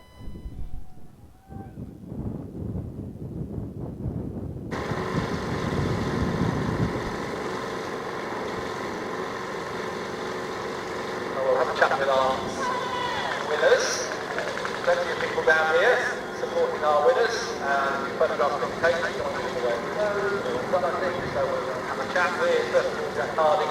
Second yesterday, Jack, and you were second for quite a lot of that race on and off, but couldn't quite hold it to the end. Yeah, I just make a little bit of a change in the car. Wasn't quite happy with my one was yesterday. By all means, I made a little mistake, so which just made the race easy. So yeah, just getting a little bit hard on it, doesn't it? I just think it's a bit, I think people are just trying to win, like, desperate to win, which is so early in the season. You know, I'm quite happy coming over and finishing the top three. I'll always push for that win, but, you know, start pushing each other onto the grass and stuff like that, you know. Yeah, it's been a good race, but, probably third out of any race.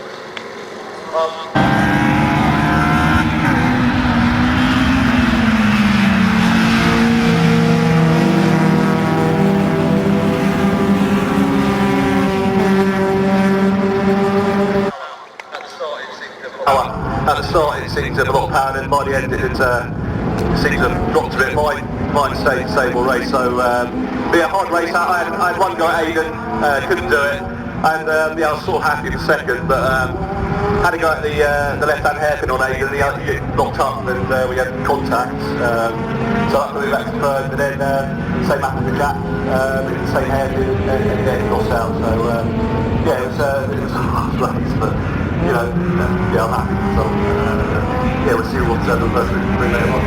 Yeah, reverse win later on. And our winner, Aiden Hills, that was, you took the lead right at the start, and you never let it go, but you were under pressure. You got past the first four time, they tried to get out this time. Yeah, the race was really good, yeah, really good pace. The gap behind you.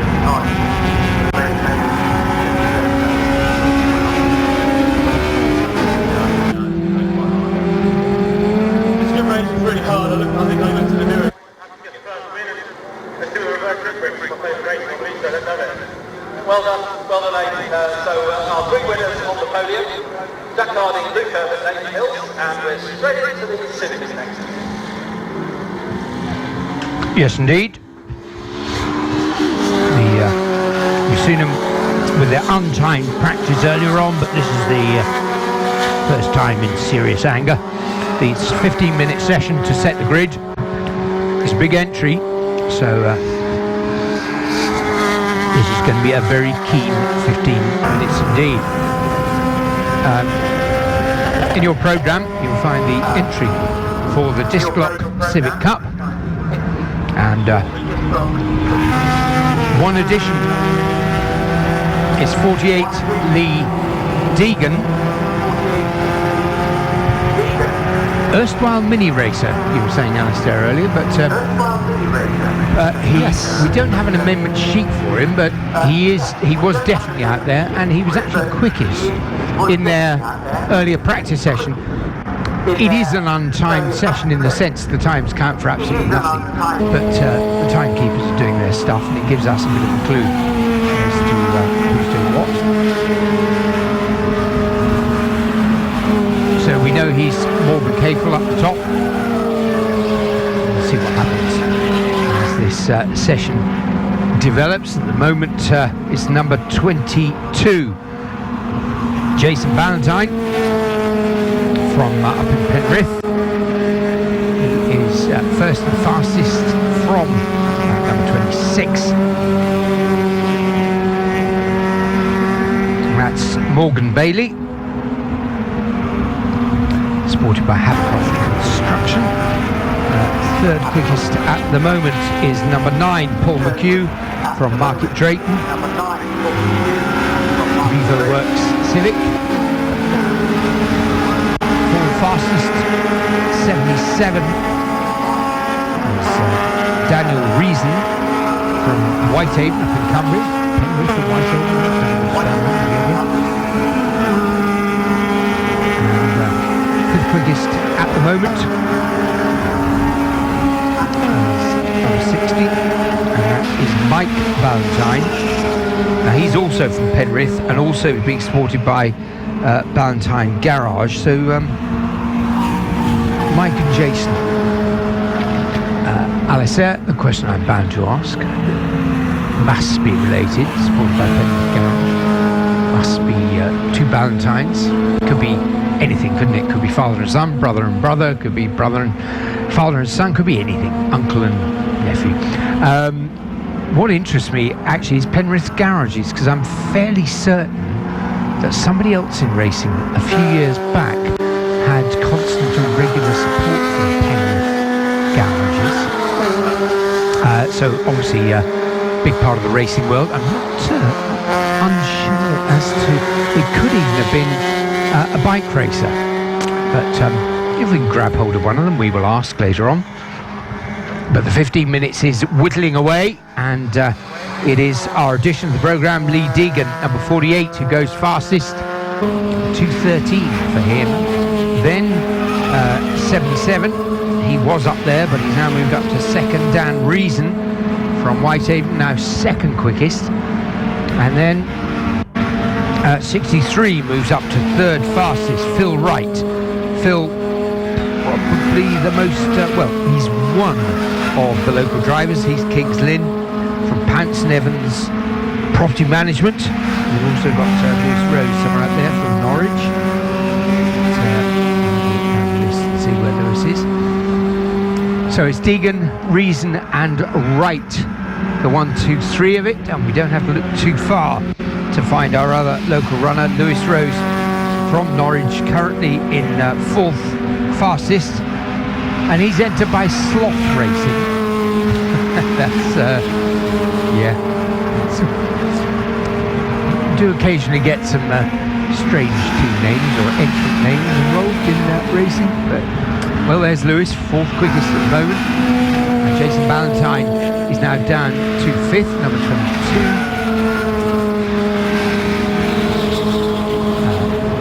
Sixth fastest, number 4, Martin Mazel from Lincoln, so far up the road. And seventh fastest at the moment, number 25. Finds Dan Hobson from Market Waiton or Market White. DH Racing, but don't know, not sure where Market Whiten is or Market Waiton. It sounds like one of those places you get to one in every second county you drive through, but Deegan, Reason, Wright, but the order being just shuffled there by the number 25 machine of Dan Hobson, the Market Whiten driver. He moves up to second on the grid, and meanwhile it's Lee Deegan still on provisional pole with a 2:12. Hobson has done a 2:13. There's around the fat part of a second between them. Reason is also, he's in third, he's on a 2:13, just a hundredth or so adrift of Hobson. Then Wright, Jason Valentine, Lewis Rose, and in seventh place at the moment, number 71, that's Max Lewis from Worcester.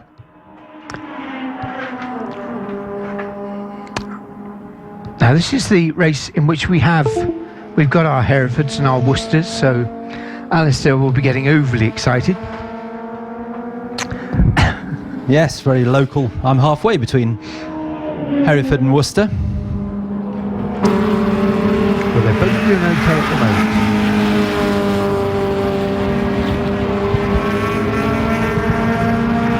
one of the features of the Disc Lock Civic Cup is the wonderful colour schemes on the cars. I don't think there's one car in the entry that has anything close to a plain colour scheme, and most of them using the Dayglow yellow or orange colours, and they really do look fantastic on the grid and on the track as well. Always well turned out, these cars. In fact, this one, 77, slightly letting the side down. On the other hand, pretty much the commentator's friend, because he does stand out. Yeah, Daniel Reason, that is, one of the top drivers. In fact, he's second quickest at the moment. Daniel Reason, number 77. A virtually plain black car with Tegiya on the side, which is the previous sponsor of the series. Now sponsored by Disc Lock. And fastest at the moment, Lee Deegan. And in fact, Daniel Reason has just been knocked off the front row by number 25, Daniel Hobson, the driver from Market Waiting that we were talking about earlier, for DH Racing. One assumes that stands for Daniel Hobson.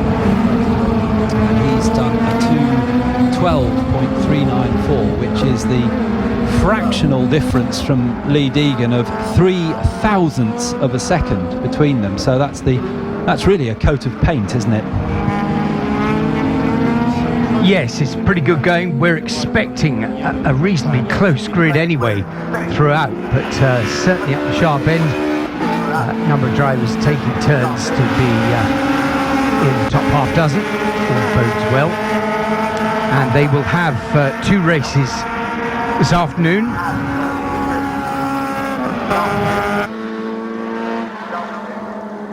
Yes, that was a change to the programme you spotted right at the beginning of yesterday. There, page 10 in your programme, shown as races 3 and 4. It's actually races 9 and 13. They were shuffled around. So races 9 and 13, and we understand that they're going to be 15-minute races, which is their normal race distance, we think, rather than the 20 minutes that they're shown as in the programme. So you can make that small change to your programme. Races 9 and 13 and 15 minutes each. 35 cars in all out to, beg your pardon, silly me, 25 cars out to qualify, and I think they're all still circulating.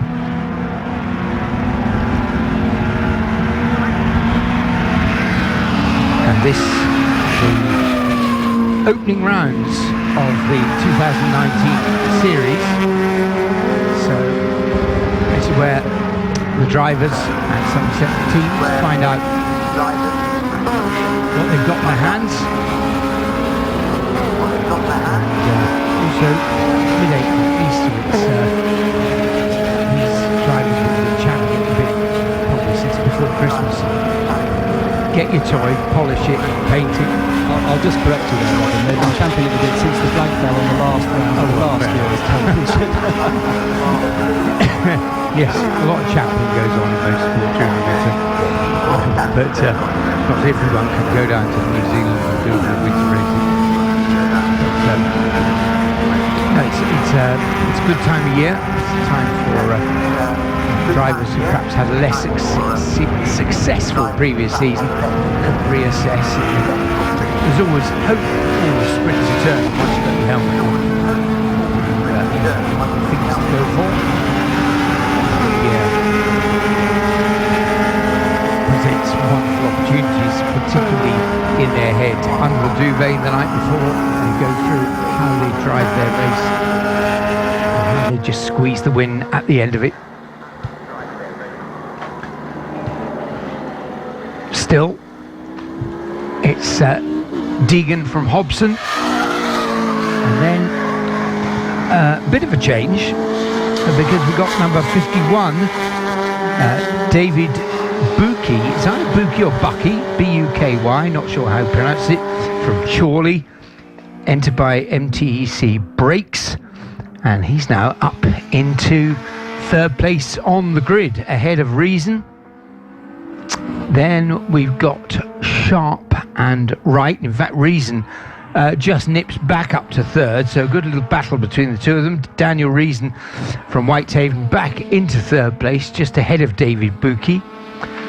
Then we have 24, Ben Sharp from Northampton. He's in fifth place and just pipping Phil Wright there. Phil Wright. He's currently sixth.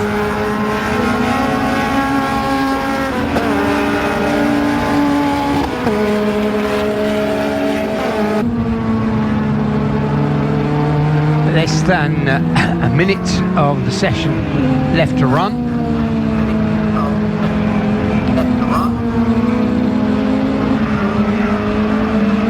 So about half a minute for anybody to reach the line. They'll get one more lap in. I guess that could be the last car to do so, but we're watching Marshall in the box down the start finish line, unfurling the checkered flag.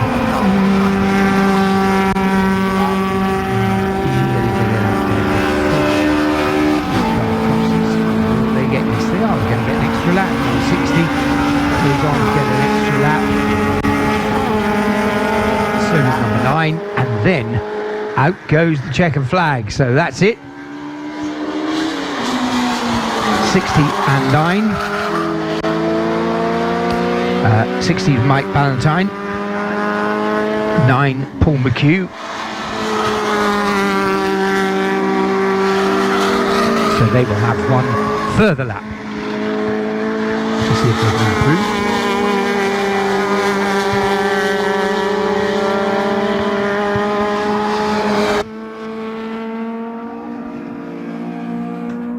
Mike Ballantyne's got a bit of work to do. In fact, he's down in 23rd place at the moment, and in the very early stages we were noticing he was in the top 6. It's Ballantyne Garage, of course, that they are entered by. Ballantyne's Garage in Penrith, not the Penrith Garage. So that's I've now sorted my problem with doing supporting garages in Penrith. I'm fairly certain that there was entered bikes very successfully. So checkered flag, bringing that session to a close. At the moment, still with some to finish, but it will be Deegan, Thompson, Reason and Buki, the top 4, then Lewis Rose and Phil Sharp.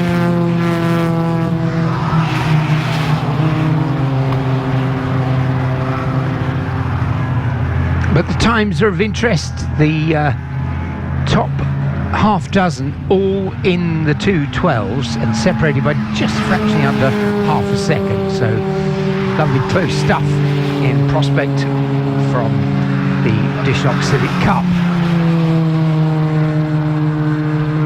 And the 60 car and the 9 car, they will have, they've yet to take the checkered flag.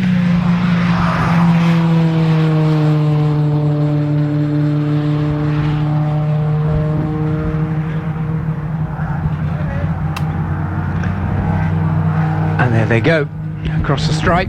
That's it for qualifying. Indeed, that's it for qualifying this weekend. That was the last lonely qualifying session for the Dishnock Cup Civics. We now enter into, I guess, our favourite stage of the day, in the sense that from now on it's racing all the way. 3 races scheduled before the lunch break. Remember, in the lunch break we've got a grid walkabout, and it's going to be Formula Fords lined up on that grid for you to have a close look at. Go on, ask them how their wheels fit, I dare you.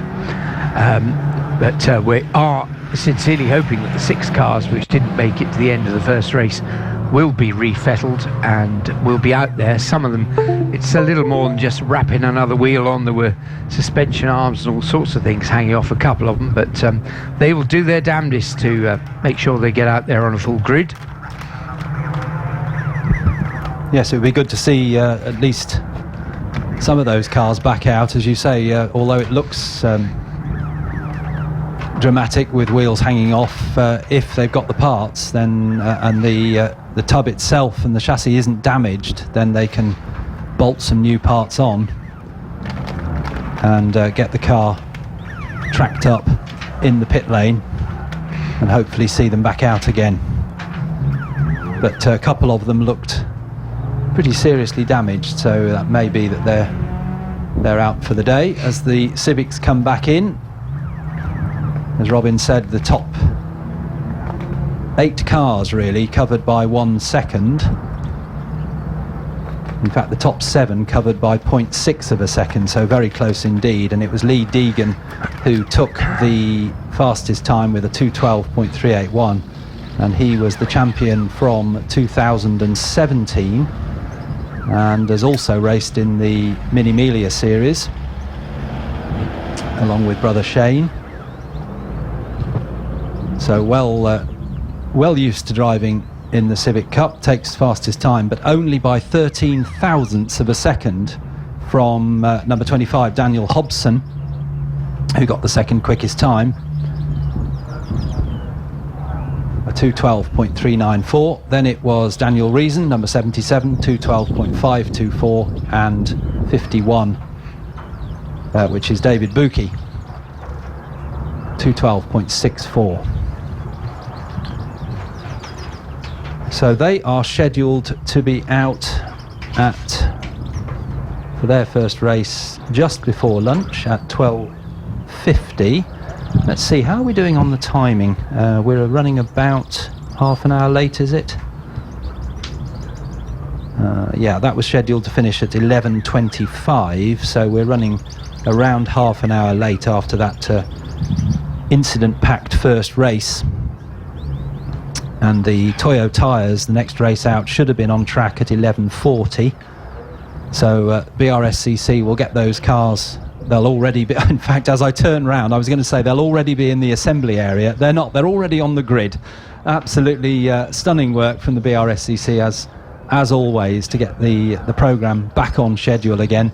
So the Porsche's coming out onto the grid. And we've had one race for the Porsches already yesterday, and that was taken by Rick Styrin. We have 2 classes. We've got the Boxsters, which are considerably quicker, as you'd expect, than the little 924s, a lot newer and a lot more powerful.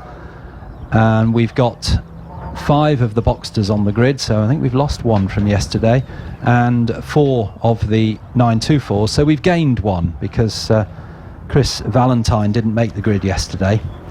Pole position, Richard Styrin, number 99, an addition to your programme, a very welcome addition indeed to the programme. Number 99, Rick Styrin in Class A, the Boxsters. A little bit of a story there. Rick didn't originally enter the weekend's racing because he's going on holiday on Monday. I think it was Tenerife, he said. He reckons it's not as warm in Tenerife as it is here at Snetterton. But they're due to go on holiday with the family on Monday, so he didn't enter the race. And then his wife said, well, if you really want to race, then there's time. You can go racing at the weekend and we can head off on Monday. Rick didn't need asking twice, as you'd expect. So he's borrowed Gary Lawrence's spare car, the black car, and put himself on pole position yesterday and again this afternoon.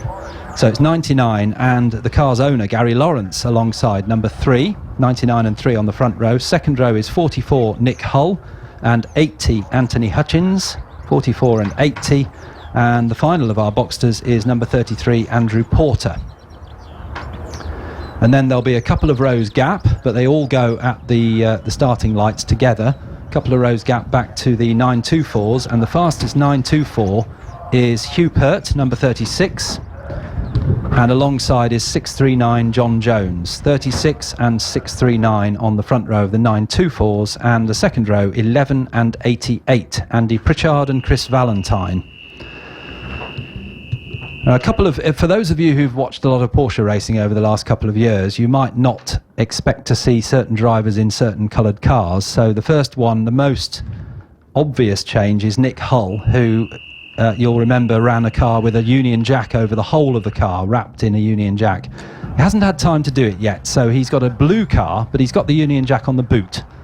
So Nick Hull supporters, look out for the blue car as they go off on their green flag lap.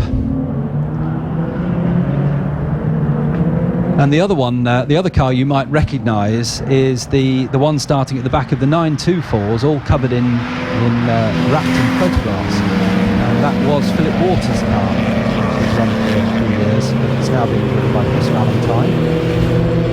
Chris telling me yesterday they're planning to rewrap the car with photographs of his own. Different sort of colour scheme on that one.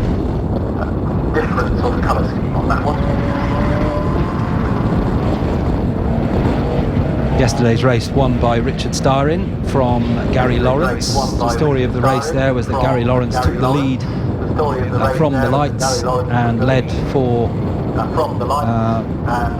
about a tenth of a lap, didn't he? It was the first lap he went off at Palmer. I'm just trying to remember now whether it was the first or second. I think it was the first lap.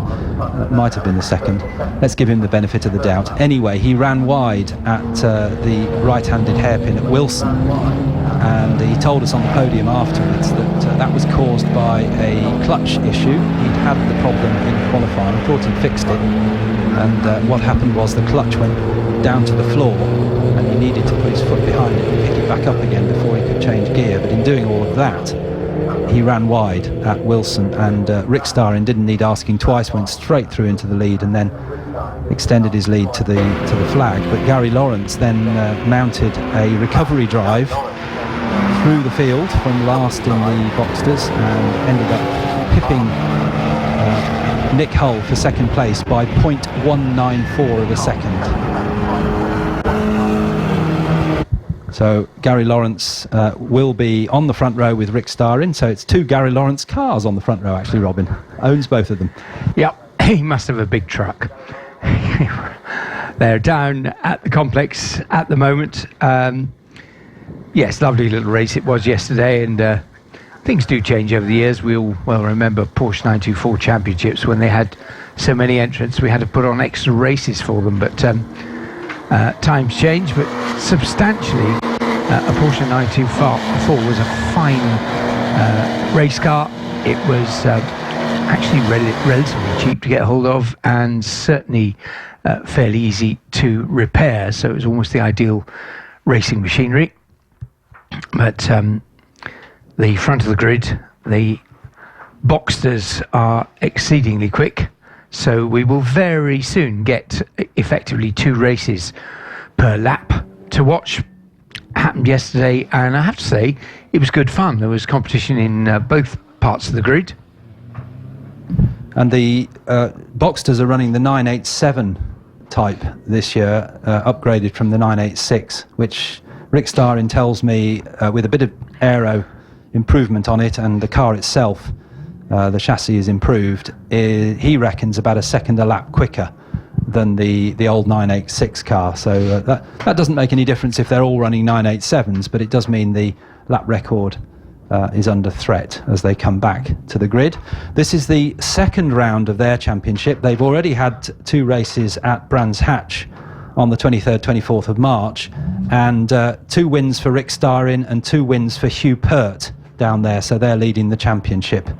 And we're almost ready for the off, and away we go. And it's Rick Starrin in the black car on the inside, Gary Lawrence in the green and black car on the outside, and Nick Hull in the all blue car on the inside from the second row as they turn into Rich's for the first time. And Rick Starrin takes the lead from Lawrence and Hull.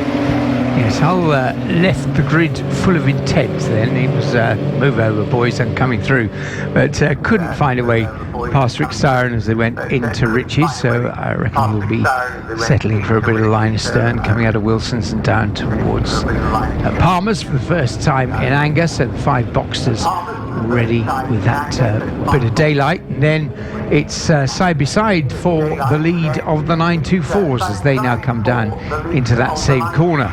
Starrin just stretching it at the front from Gary Lawrence slightly, but good battle in the 924s there as they come into Agostini's and line astern. They will be effectively, if you like, race 2 when you see them there. But as you can also see, there's the view of that part of the track. It may only be 4 of the 924s out there, but it's a very competitive competitive little bunch indeed. Boxsters on their way now towards Williams and the Bentley Straight, and Rick Starring leads from Gary Lawrence from Nick Hull.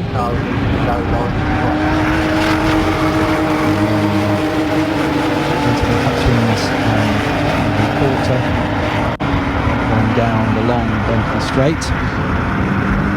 Pick a braking point on his first lap for the left-hander at Brundle, and they all do that absolutely okay as they come through the right-hander and up towards the bomb hole. So Rick Starring still leads from Gary Lawrence from Nick Hull, and those three starting to pull away now from the two other Boxsters in the race. Round come the 924s through the same part of the circuit, head off down towards the bomb hole, and we shall pick up the Boxsters coming down into Murray's just as the 924s appear out at the top of Coram. So to the line they come, and Rick Starring crosses onto his second lap from Gary Lawrence, Nick Hull, and let's flick over and change. Hutchins and Porter were next across the line, or in fact they got that's just flicked over to Porter, just getting a nod over Hutchins there, and then the 924s. Peart, who was pretty much invincible yesterday, but he's got very close company from Valentine this morning. Then Pritchard and Jones just bring up the rear of the 924s. So Peart's got a bit of a contest on his hands today, I think, Alistair. Yes, well, Chris Valentine never made the start yesterday, we know not why, so he is in the race today, and he's giving chase to the all-blue 924 of Hugh Peart as they come through the left-hander at Palmer. Meantime, the Boxsters are making their way through the flick at Hamilton's into Oggies, and Rick Starring is really starting to assert his authority now on this race, but Gary Lawrence still has reasonably close attention from Nick Hull, and behind Nick Hull is Andrew Porter, who's having a good battle again with Anthony Hutchins, and this is what we saw yesterday in the race. Those two ran very close together throughout the race. And as they head off down Bentley Straight, the 924s are making their way into Oggies, and it's still Chris Valentine giving chase to Hugh Peart, and then again, as yesterday, the other two 924s, John Jones and Andy Pritchard, having their own little battle. Leaders down through Nelson out towards the bomb hole. He did look on the previous lap as though he was getting away with things at front, Rick Starring, but I think he's been pegged a little by Gary Lawrence over this lap, and Gary has sort of shouldered off the close company of Nick Hull, and maybe that's why he can concentrate on what's happening ahead of him. So up they come to the start-finish line, order remaining the same. It's all just a matter of over 20 minutes. You know, it's a good length of race because it does give you time to build a race. It also gives you time that you know, if you have the odd mistake in the early part of the race, you can recover. It's not just one of those races that begins and ends in a couple of minutes and whoops, but you can recover from any kind of a mistake or a problem. You can work round it. But Gary Lawrence there, maybe that was a driver problem. He was a lot further ahead of Nick Hull running into Wilson, but they come out much closer together. Second and third. Yes, Gary Lawrence certainly has the pressure on him from the blue car of Nick Hull as they go through Agostini. And it's Gary Lawrence, Nick Hull, then the other two Boxsters following on behind, and the order was Porter and Hutchins. Meantime, coming down towards Palmer, we've got Hugh Peart, who's started to open a little bit of a gap now to Chris Valentine, who in the early stages of the race seemed to be able to hang on, but starting to lose ground a little bit. But behind, the two cars bringing up the rear of the field are having a great battle between them, and it's Andy Pritchard leading John Jones as they come down towards Agostini.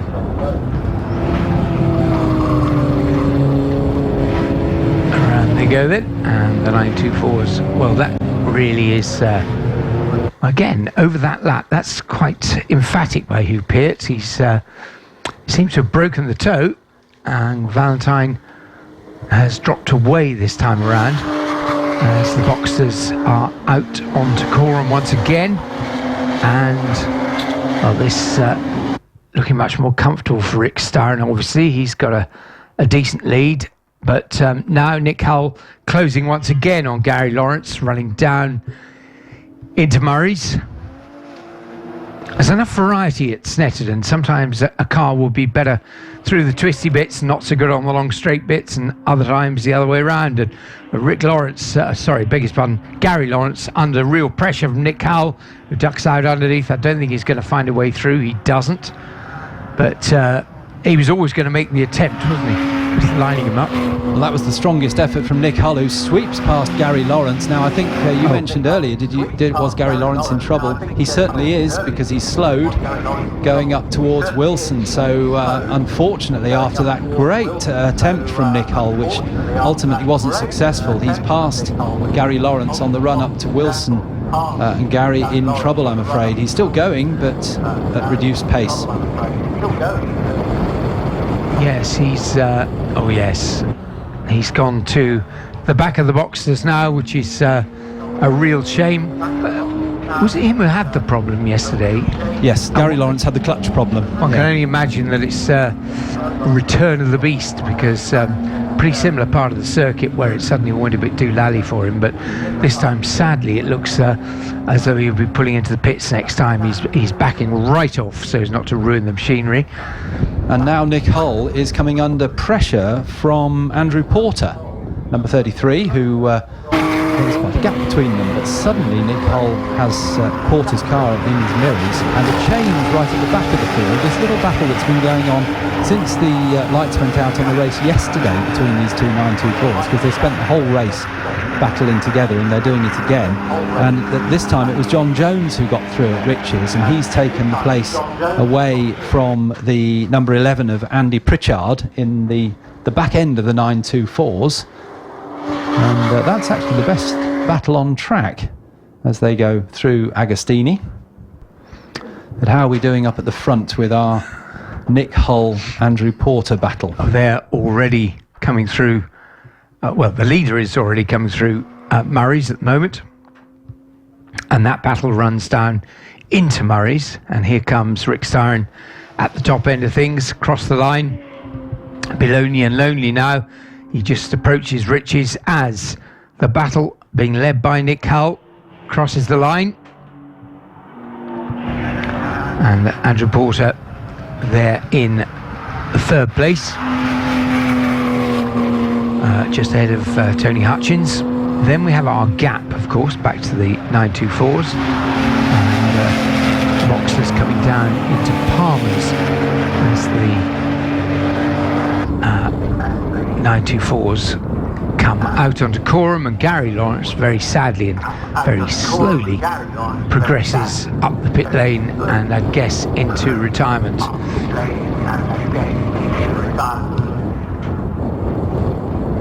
Boxsters, well, that's nose to tail, and it's changed for second place. Well, it had changed. They disappear behind some motorhomes and things at Agostini's, and yes, that definitely has changed now. So Nick Hull losing out on the Exeter Palmers, and he's down to third, and behind him Tony Hutchins looking very interested as well. Those three pretty close together as they go out towards the Bentley Straight. That's Nick Hull, after that move on Gary Lawrence at Rich's, seems to have suddenly lost pace, because he first dropped back into the clutches of Andrew Porter, and now Anthony Hutchins is closing up, and they're down at Brundle and Nelson. Nick Hull still in the middle of those three cars, so he hasn't lost another place yet, but Andrew Porter it is who's ahead at the moment. Meantime, Rick Starrin completely untroubled in the black Boxster, on loan from Gary Lawrence. who sat in the pits thinking I lent him the wrong car. Yes.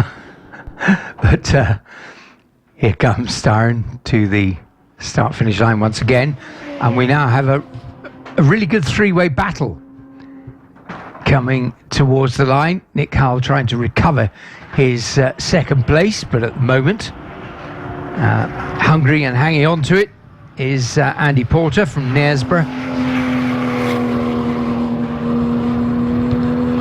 Three of them through and on their way.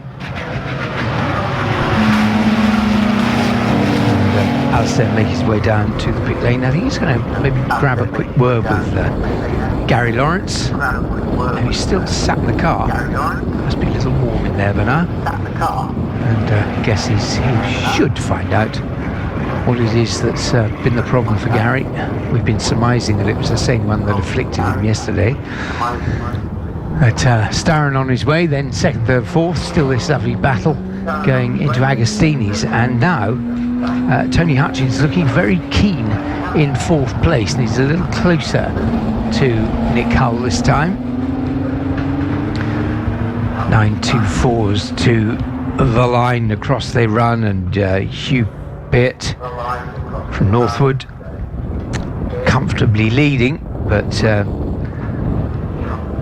nice little battle developing behind between 88 Chris Valentine and 639 John Jones. Chris Valentine from Leighton Buzzard, We Shield Amps UK Limited, and John Jones from Cows on the Isle of Wight, being supported by Shadowline Racing and Molutu.com. Molutu.com, I saw that across the front of his Porsche earlier. And still Andy Pritchard from Tamworth, circulating at the rear of the 924s as the Boxsters come back towards us, and our Boxster leader and overall leader Rick Starren goes through. About half a dozen minutes left to run of this race, and still Porter ahead of Hull, ahead of Hutchins. That's the 234 in Boxers. They run towards Wilson. Well, the story from Gary Lawrence, it's a return of the clutch problem, as we suspected, but it goes a little deeper than he and his team thought. They thought it was the clutch pedal yesterday, but it's actually the clutch itself has now failed. Although there is a chance he'll get out into the third race. If it's a minor part that's gone, they may be able to fix it. But Gary Lawrence, unfortunately, out with clutch failure. It's a great shame. Still, we know where there's a good one. There's a spare in Rick Starren's car. I did actually say to Gary, you lent him the wrong car. And he said, I did, didn't I? Yeah. Anyway, he said, I'll go and have a beer now. Right. But not if they get the car fixed, because obviously no drinking if you're racing. So he'll have to just put that pint on ice for a little while. Hugh Peart leading the 924s comfortably. He's across the line to begin another lap. And the little battle behind has changed, because John Jones is up ahead of Chris Valentine. That's the first time in this race they've been in that order, so very good lap for John Jones that time through. So pick up what 227s and a 228. Well, it's interesting, Jones has been quicker over a lap than Valentine, but that was a personal fastest for Valentine, so obviously desperate to stop Jones getting past, but it wasn't quite enough, as Jones is the quicker of the two, and Jones moves up to second in class. Rick Starren across the start-finish line, and now then almost side by side as Nick Hull pulls out alongside Andrew Porter, and well, now the electronics, who's that going to be? The shout goes to Rick Hull by by what? 32 thousandths of a second in the end. But it went back at Riches into the hands of Andrew Porter, who kept steadfastly to the inside of the track, with Nick Hull coming up alongside.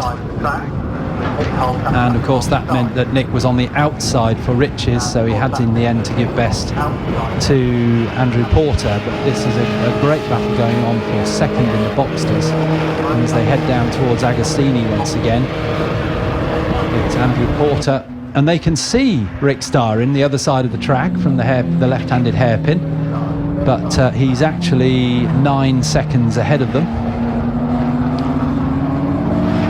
Out of Agostini up towards Hamilton. We've got 3 minutes left on the clock, so another couple of, well, 1.5 laps in this race.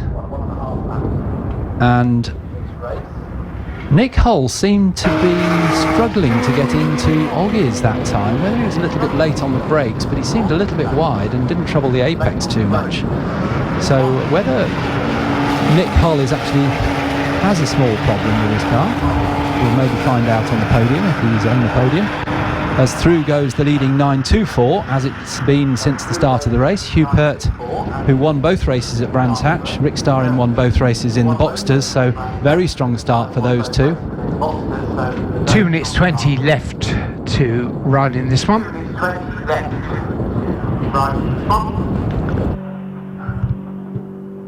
And as you said earlier, John Jones now in second in the 924s, and then Chris Valentine back to third, and fourth in the 924s is Andy Pritchard.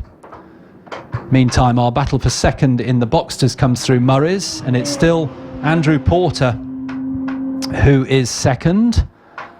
And across the line they come, and once again Nick Hull tries to go up the outside, but Andrew Porter says no you don't, and sticks in the middle of the track. Of course he's leading, so he has every right to take whichever line he wants, and he decides to go for the centre of the track, which doesn't really allow Nick Hull enough room to come up alongside. So they run up towards Wilson to the right-handed hairpin, and it's still the lighter coloured car, the blue car, in third place of Nick Hull. Well, they're into the last minute on the clock. Checker flag being made really down below, so I guess this is last lap for all at the moment.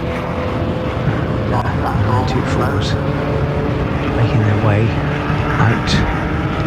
And it's interesting, almost exactly the same thing happened yesterday, and then I suppose with a race the same length, why wouldn't it? The two elements of the race are going to be very close together by the end of this lap. So come the checker flag, we might get the two classes absolutely clamped together. The 94's already out onto the Bentley Straight, but the Boxsters are coming down under the bridge and into Brundle and Nelson. Comes the 1, 2, 3. Let's see. Yes, I'm waiting for the battle for second and third of the Boxsters. So there's the leader.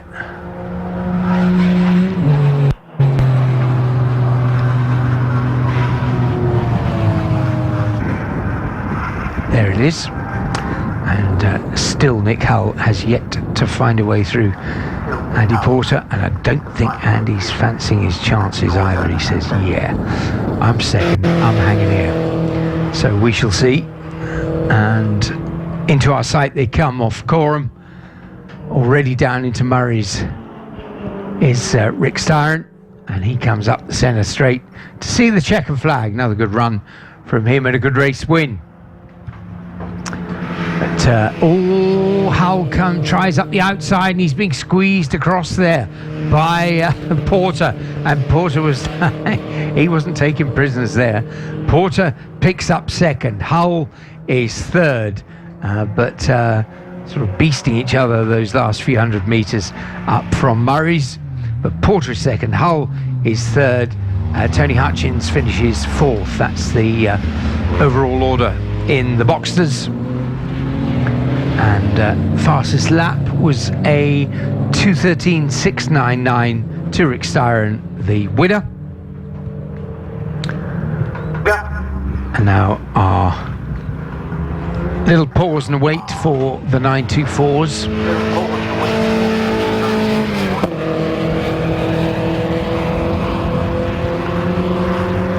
Fastest lap in the 924s so far is a 2:26.2, and that's to no surprise, I suppose, Hugh Peart, who's led the 924s from the outset.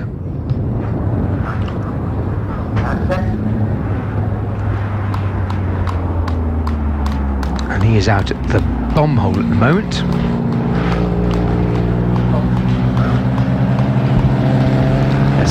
The Boxster's not quite lapping the 924s. It's a very long wait for our winning 924, and in fact the 4 924s, I don't think any of them were lapped in the end quite. No, I think they're close enough at the back, but here comes Hugh Peart for another win in the 924s, and then the battle behind developed very much into a battle between third and fourth as they back towards us, and that was a lovely tight little battle for third and fourth indeed. So up the Stena Straight, Just gone turn one. and across and past the flag goes John Jones, and behind John it is the number 11 of Andy Pritchard, and then the 88 car of Chris Valentine. So those all the finishes, and in the end that fastest lap in the 924s is Hugh Peart's, the 1:26. So that's an as expected in terms of fastest lap going to the runaway leader. Now, our next action on track has been presaged by the arrival of young Michael, all things Alpha, and down the wooden hill to Norfolkshire goes Alistair, microphone akimbo, and he's got some Porsches to play with. He's certainly going to get the Boxsters. Now, he was saying earlier that they were going to take turns, and that rather than perhaps interviewing the 1, 2, 3 in the Boxsters, that they were going to give the 924s a bit of a podium go, but we'll see. We await. Drives out of cars, looking suitably warm, as well they might.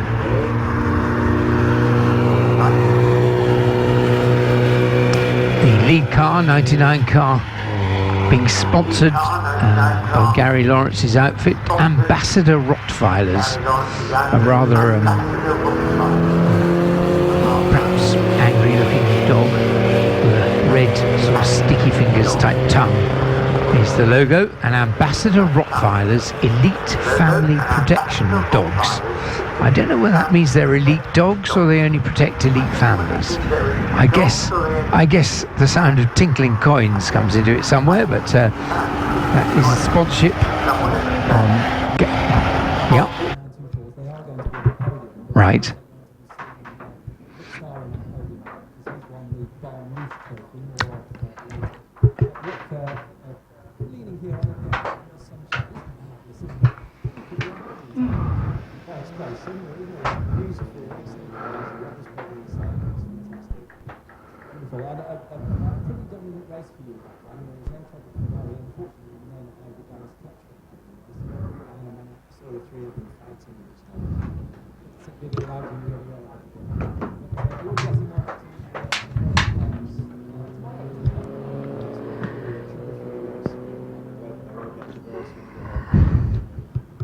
We've got the 924s arriving. We'll see them on the podium in a few minutes, but it's the 924s that does the podium presentation.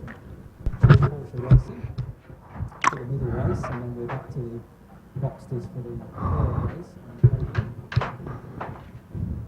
In fact, I think we lost. Well,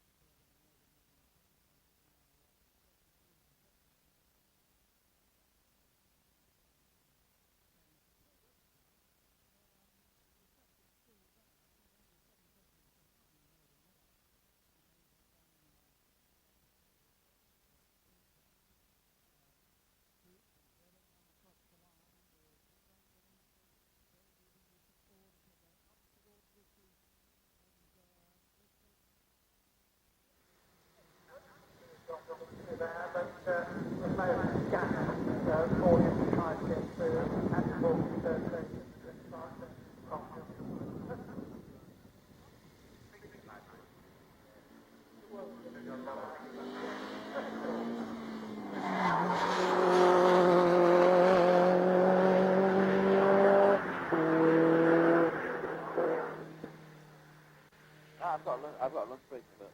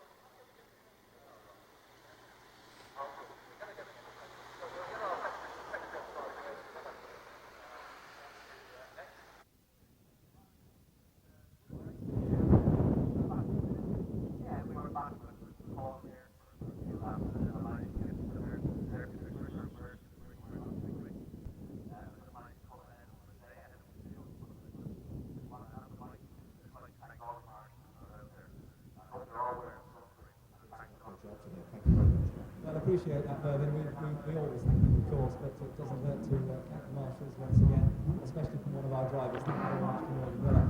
Paul Webster, winner of the Power Trophy as well, so that's an important thing you're coming to do last time. Yeah, a bit of a surprise, I think, to get third overall, but maybe not unexpected for the Power Trophy. The car's been going well all weekend. But big thanks to Bianca Auto Developments, who have been that racing for that team. So I think it just shows the camaraderie of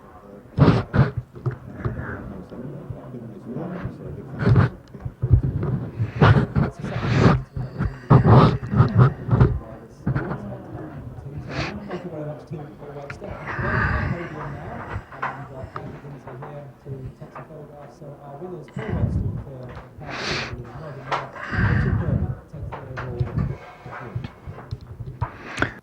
Oh, thanks very much, Alistair. And that was Alpha's. This is the Disclock Civic Cup, the last race before the luncheon interval. Remember, at lunch, you can come and do a bit of a grid walkabout. You're most welcome. Anybody here at Snet, come up to the gap at the end of the pit lane, right underneath the commentary box, the tallest building here at Snet, and then the marshals will let you through and give you access to the grid.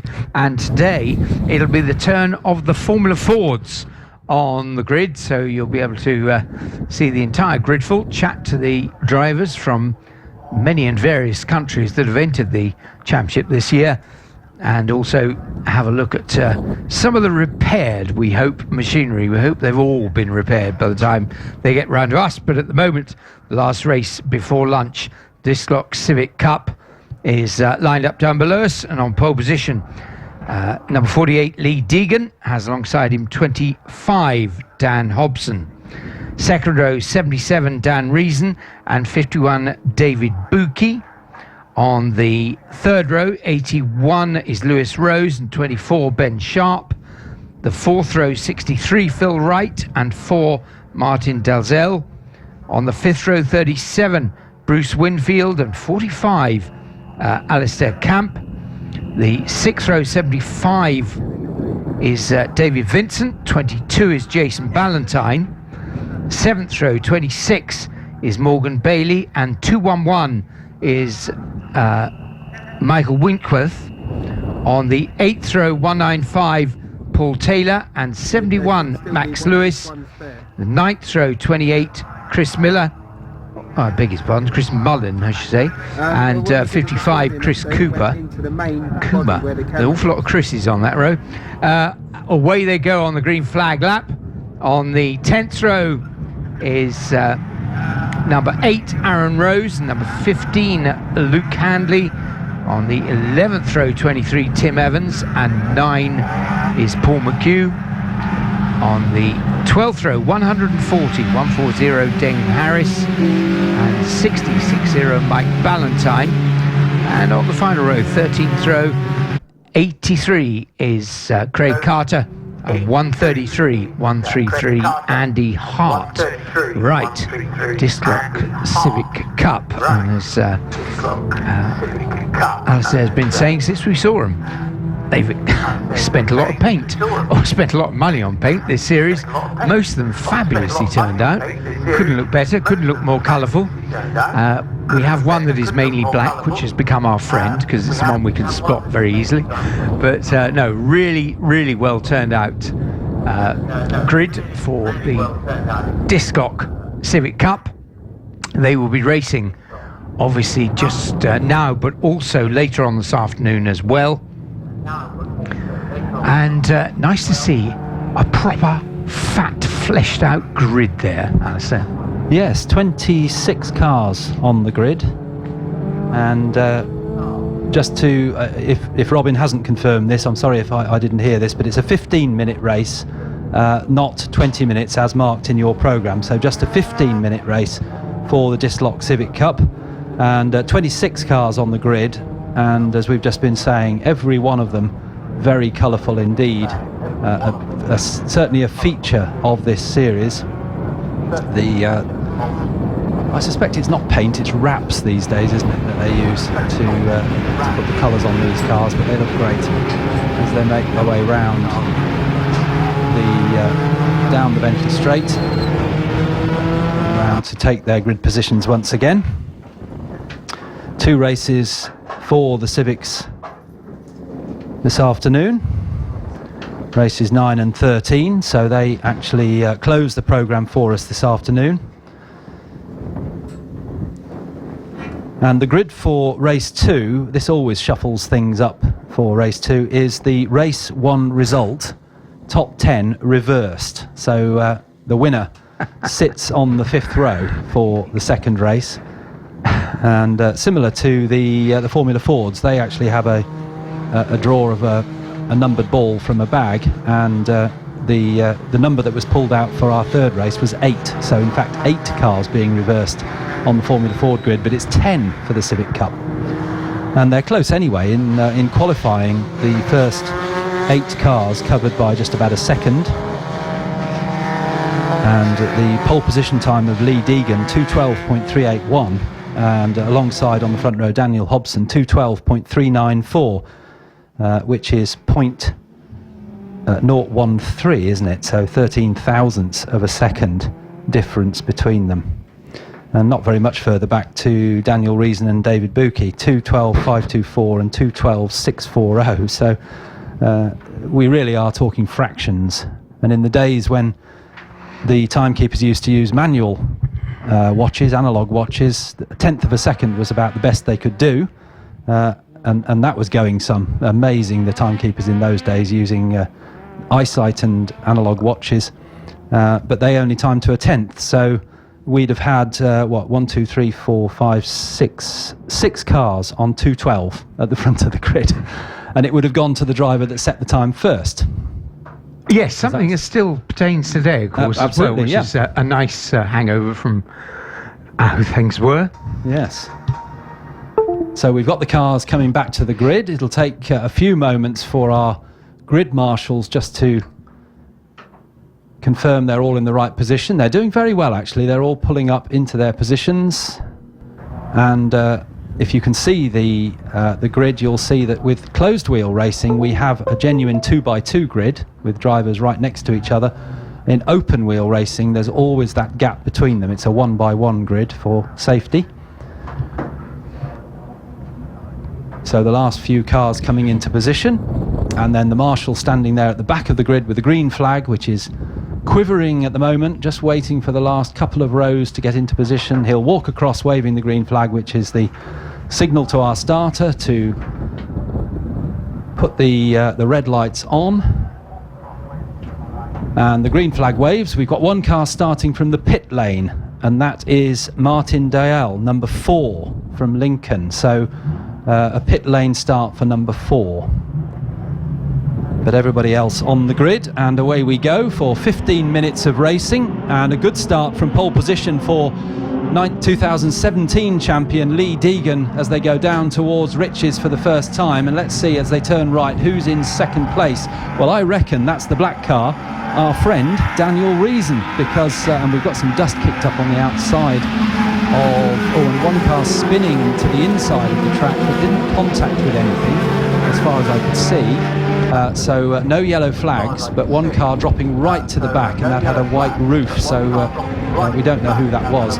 But into second place, definitely it's the black car of Daniel Reason as they come through Palmer and along the short straight to Agostini. So I think it's Deegan from Reason, and in third place looks like Lewis Rose from the third row. Yes, he was, had a good qualifying session. He wasn't really noticeable for the first few laps out there, but gradually crept up the order in qualifying. 48 Keegan from 27 as they run down towards Hamilton.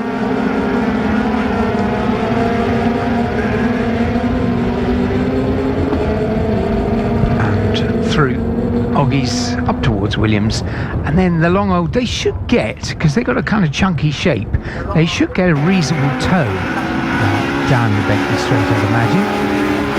More dust in the air there. So he's down on the bridge for the first time last year and through the complex. Here they come. That's a really impressive little image, considering that's suppose when you haven't got the close attention, I mean, everyone else is all over everyone else, but Geoghegan making good his escape at the moment, or trying to. We come round to Coram for the first time, and Lee Deegan, yes indeed, a good lead. A little bit of dust kicked up on the inside of Coram there, somebody just trying to cut the corner a little bit fine, but they come out through Murray's onto the centre straight to complete the first lap.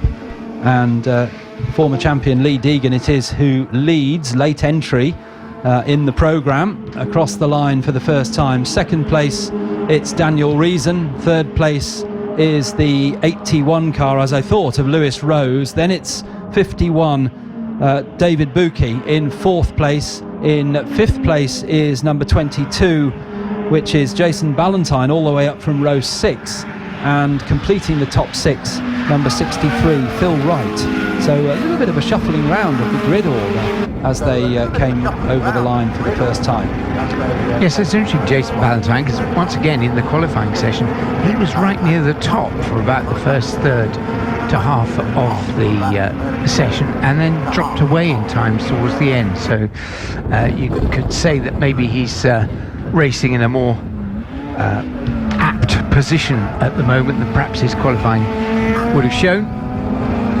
Leader though, already down through Hamilton's, and just desperately trying to string them out. Well, it's working as far as a little bit of a lead is concerned, but then behind, everyone else pretty much line astern, and a rather colourful and wonderful sight it makes as well. Into Williams they go, and then onto the Bentley straight. The gap at the front at the end of the first lap was 1.3 seconds between Deegan and Reason, and Daniel Reason has now opened up a little gap himself over the third place car of Lewis Rose. So Daniel Reason can really get his head down and try and close that gap to the leader Lee Deegan as they head down through Nelson and towards the Bon Hole. Well, of the 26 cars, unfortunately we've lost one, but it's Dael. He was the car that started from the pit lane, so I don't know what his problem was, why he had to start from the pit lane, but evidently he has not been able to continue. I did see him on the first lap. He may have pulled out before they completed that lap, but he was running towards the back, as you'd expect, starting from the pit lane. He's, as we mentioned yesterday, we can't get a full eyeball on the entry to the pit lane here at Snet, so it may have been that he managed to get back to the garages, but some more dust being raised down at Murray's. It doesn't take much. It's been very dry up here, of course, and it's very sandy soil that Snetterton sits on. So as I say, a tiny bit of boot in the wrong place and you're going to get clouds of dust. Looks dramatic, doesn't always mean that. Looks like a change for third place coming out of Wilson, but I think it's going to change back at Palmer. The classic double shuffle move there. Get the inside for Wilson, but then you're on the outside for Palmer. And that was our third place battle. And I think it stayed in the hands of Lewis Rose. He briefly lost out to David Buki there at Wilson, but order is restored in favour of Lewis Rose, but the two leaders pulling away, but it's side by side again into Hamilton, and on the inside is the 81 of Lewis Rose, and he's always going to get that place back, but that pushes the other car, that of David Buki, to the outside, and is he going to lose the position? Not quite. So it's good racing between these cars as they go through the right-handed Williams and onto the Bentley straight. Yeah, 7 of them substantially in that battle, leading to down Bentley and underneath the bridge. But yes, then 7 cars. So effectively that's the battle for the third podium place as they come. Here they come, all 7 under the bridge, chasing the two leaders, and they sort of fall very quickly into line astern. Not a frightening amount of room through there.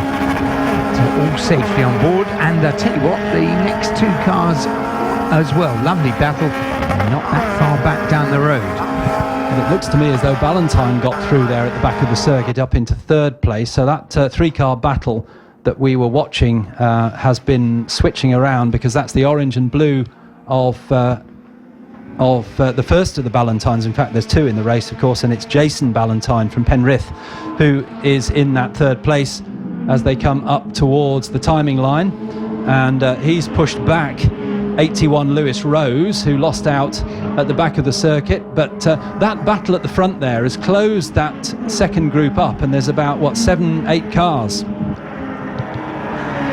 Once again, a little bit of dust thrown in the air on the exit of Riches on the run up to Wilson. But leaders down into Palmer. What was the gap between the leaders last time through? 1.7. It looks slightly less this time, I'd say, as they go into Agostini's.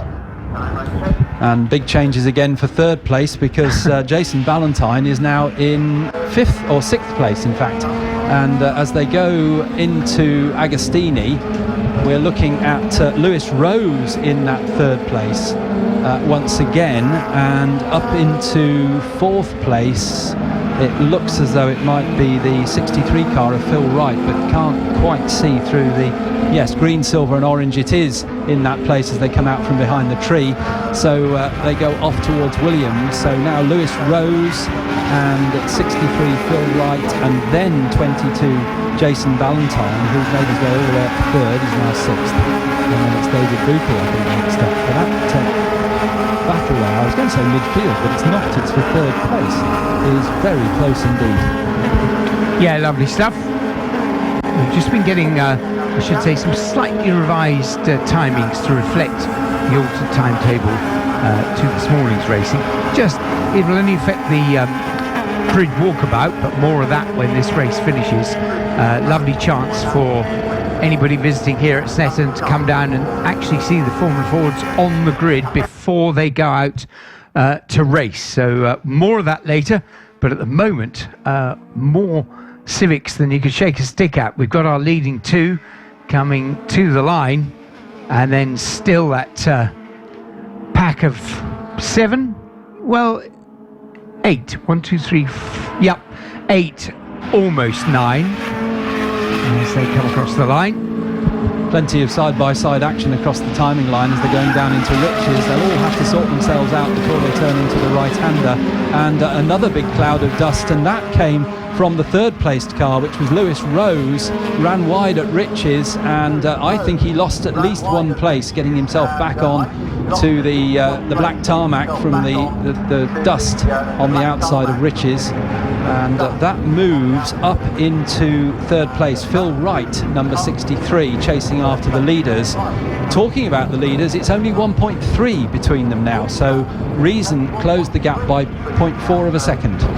Yes, it's when our clouds of dust conversation is not an idle thing. Of course, track limits and exceeding track limits is a very important thing in racing these days. Essentially, in the Blue Book, the Bible of Motorsport, it says that all racing must take place between the white lines. They've got white lines either side of the grey stuff, and if you're over there, you can be penalised, and there are a scale of penalties. You know, a bit of slap wrist if you do it once, a bit of a warning if you do it twice, and then you get time penalties added. And it's really important to say it not only keeps the tracks and the track property, as it were, in good condition. It's not being done necessarily for visual effects, but if you're having bike racing and a bike happens to run in a rut that's developed just the other side of the curbing in particular, then it can be very dangerous for bike racers indeed. So it's a very sensible precaution, and drivers, if you like, have to learn to drive to the rules. 2 leaders through Murray's. Now, bit of a breakaway in third, but first time that's happened in this race. Bit of a breakaway in third, yes, and it's Lewis Rose who's made the break. The leaders go through. It was 1.3 last time, it's 1.3 this time, so Lee Deegan leads Daniel Reason by 1.3 seconds. There's a warning flag going out to car number 45, Alistair Camp, for track limits. So another one of those, and then he's into some penalties, so he needs to just keep his nose clean now. But up at Wilson, we've got this wonderful third place battle going into the right-hand hairpin. It's Lewis Rose.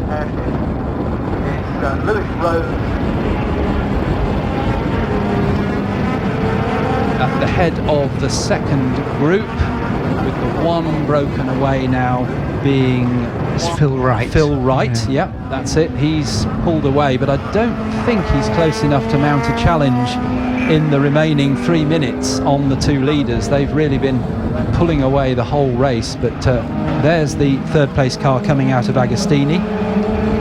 Phil Wright. Then we've got this wonderful 2, 4, 6, 8 car battle. You just keep counting them coming out of Agostini. Now then, you did say the grid for the second race will be not balancing, top 10 reversed. Yeah. Right. So somebody in that group could be fighting to finish 10th and thus get pole for later on today. Yes, that would be tactical, wouldn't it? Yes, we're not the only ones counting up here, you know. But thank you. There'll be somebody down the pit wall who's wise to all this. But it's been a lovely race, obviously, by the leading two, Deegan and Reason, and been keeping each other honest. And they'll be, at this rate, side by side on the 5th row of the grid for the race later on this afternoon. Woohoo!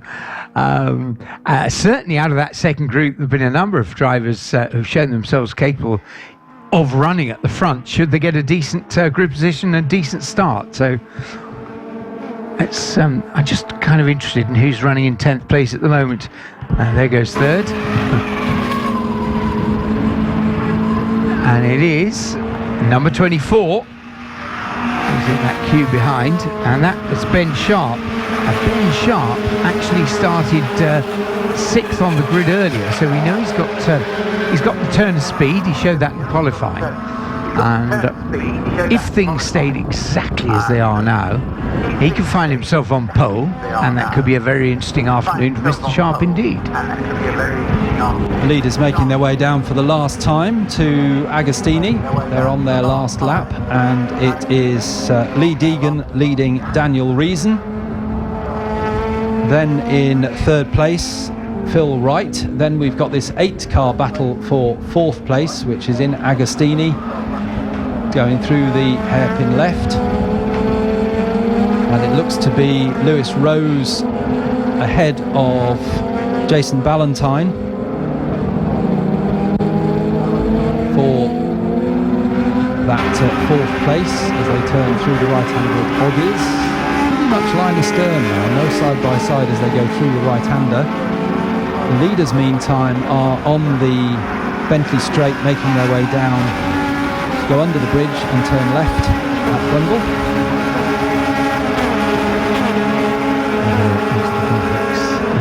Very evenly matched, these two, and you can see why it's so difficult for Reason to make any particular massive headway into the lead of Gigan. Oh, and a boot stray over the curb there, and suddenly it was like ice cold in Alex. You could see nothing there. It was like a sand dune, but everyone stayed on the grey stuff and continues. And leader comes over the line. Checker flag. Take the flag. So Lee Deegan wins from Daniel Reason in 2nd place. Now we have a look who has come through in 3rd, and it is Phil Wright from a fast closing Lewis Rose, and then a whole bunch of cars come across to take the minor placings in the top 10. So the finishing order: Lee Deegan takes a win, champion in 2017, takes the fastest lap as well with a 2:12.903. 2nd place Daniel Reason, number 77, just 1.8 seconds between them at the end, and Phil Wright takes that 3rd place.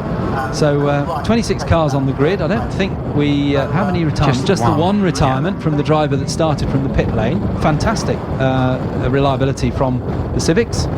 So I'll go downstairs and have a chat And with a them. bit of careful driving too. Well, yes, there was nothing really Particularly by Ben Sharp, who finished 10th and thus will be on pole for the race later on today. I'm not saying he engineered it, but he's going to look Captain Smug for the next couple of hours, isn't he? But good stuff, great stuff. Very good looking grid too, not just big but beautifully presented cars.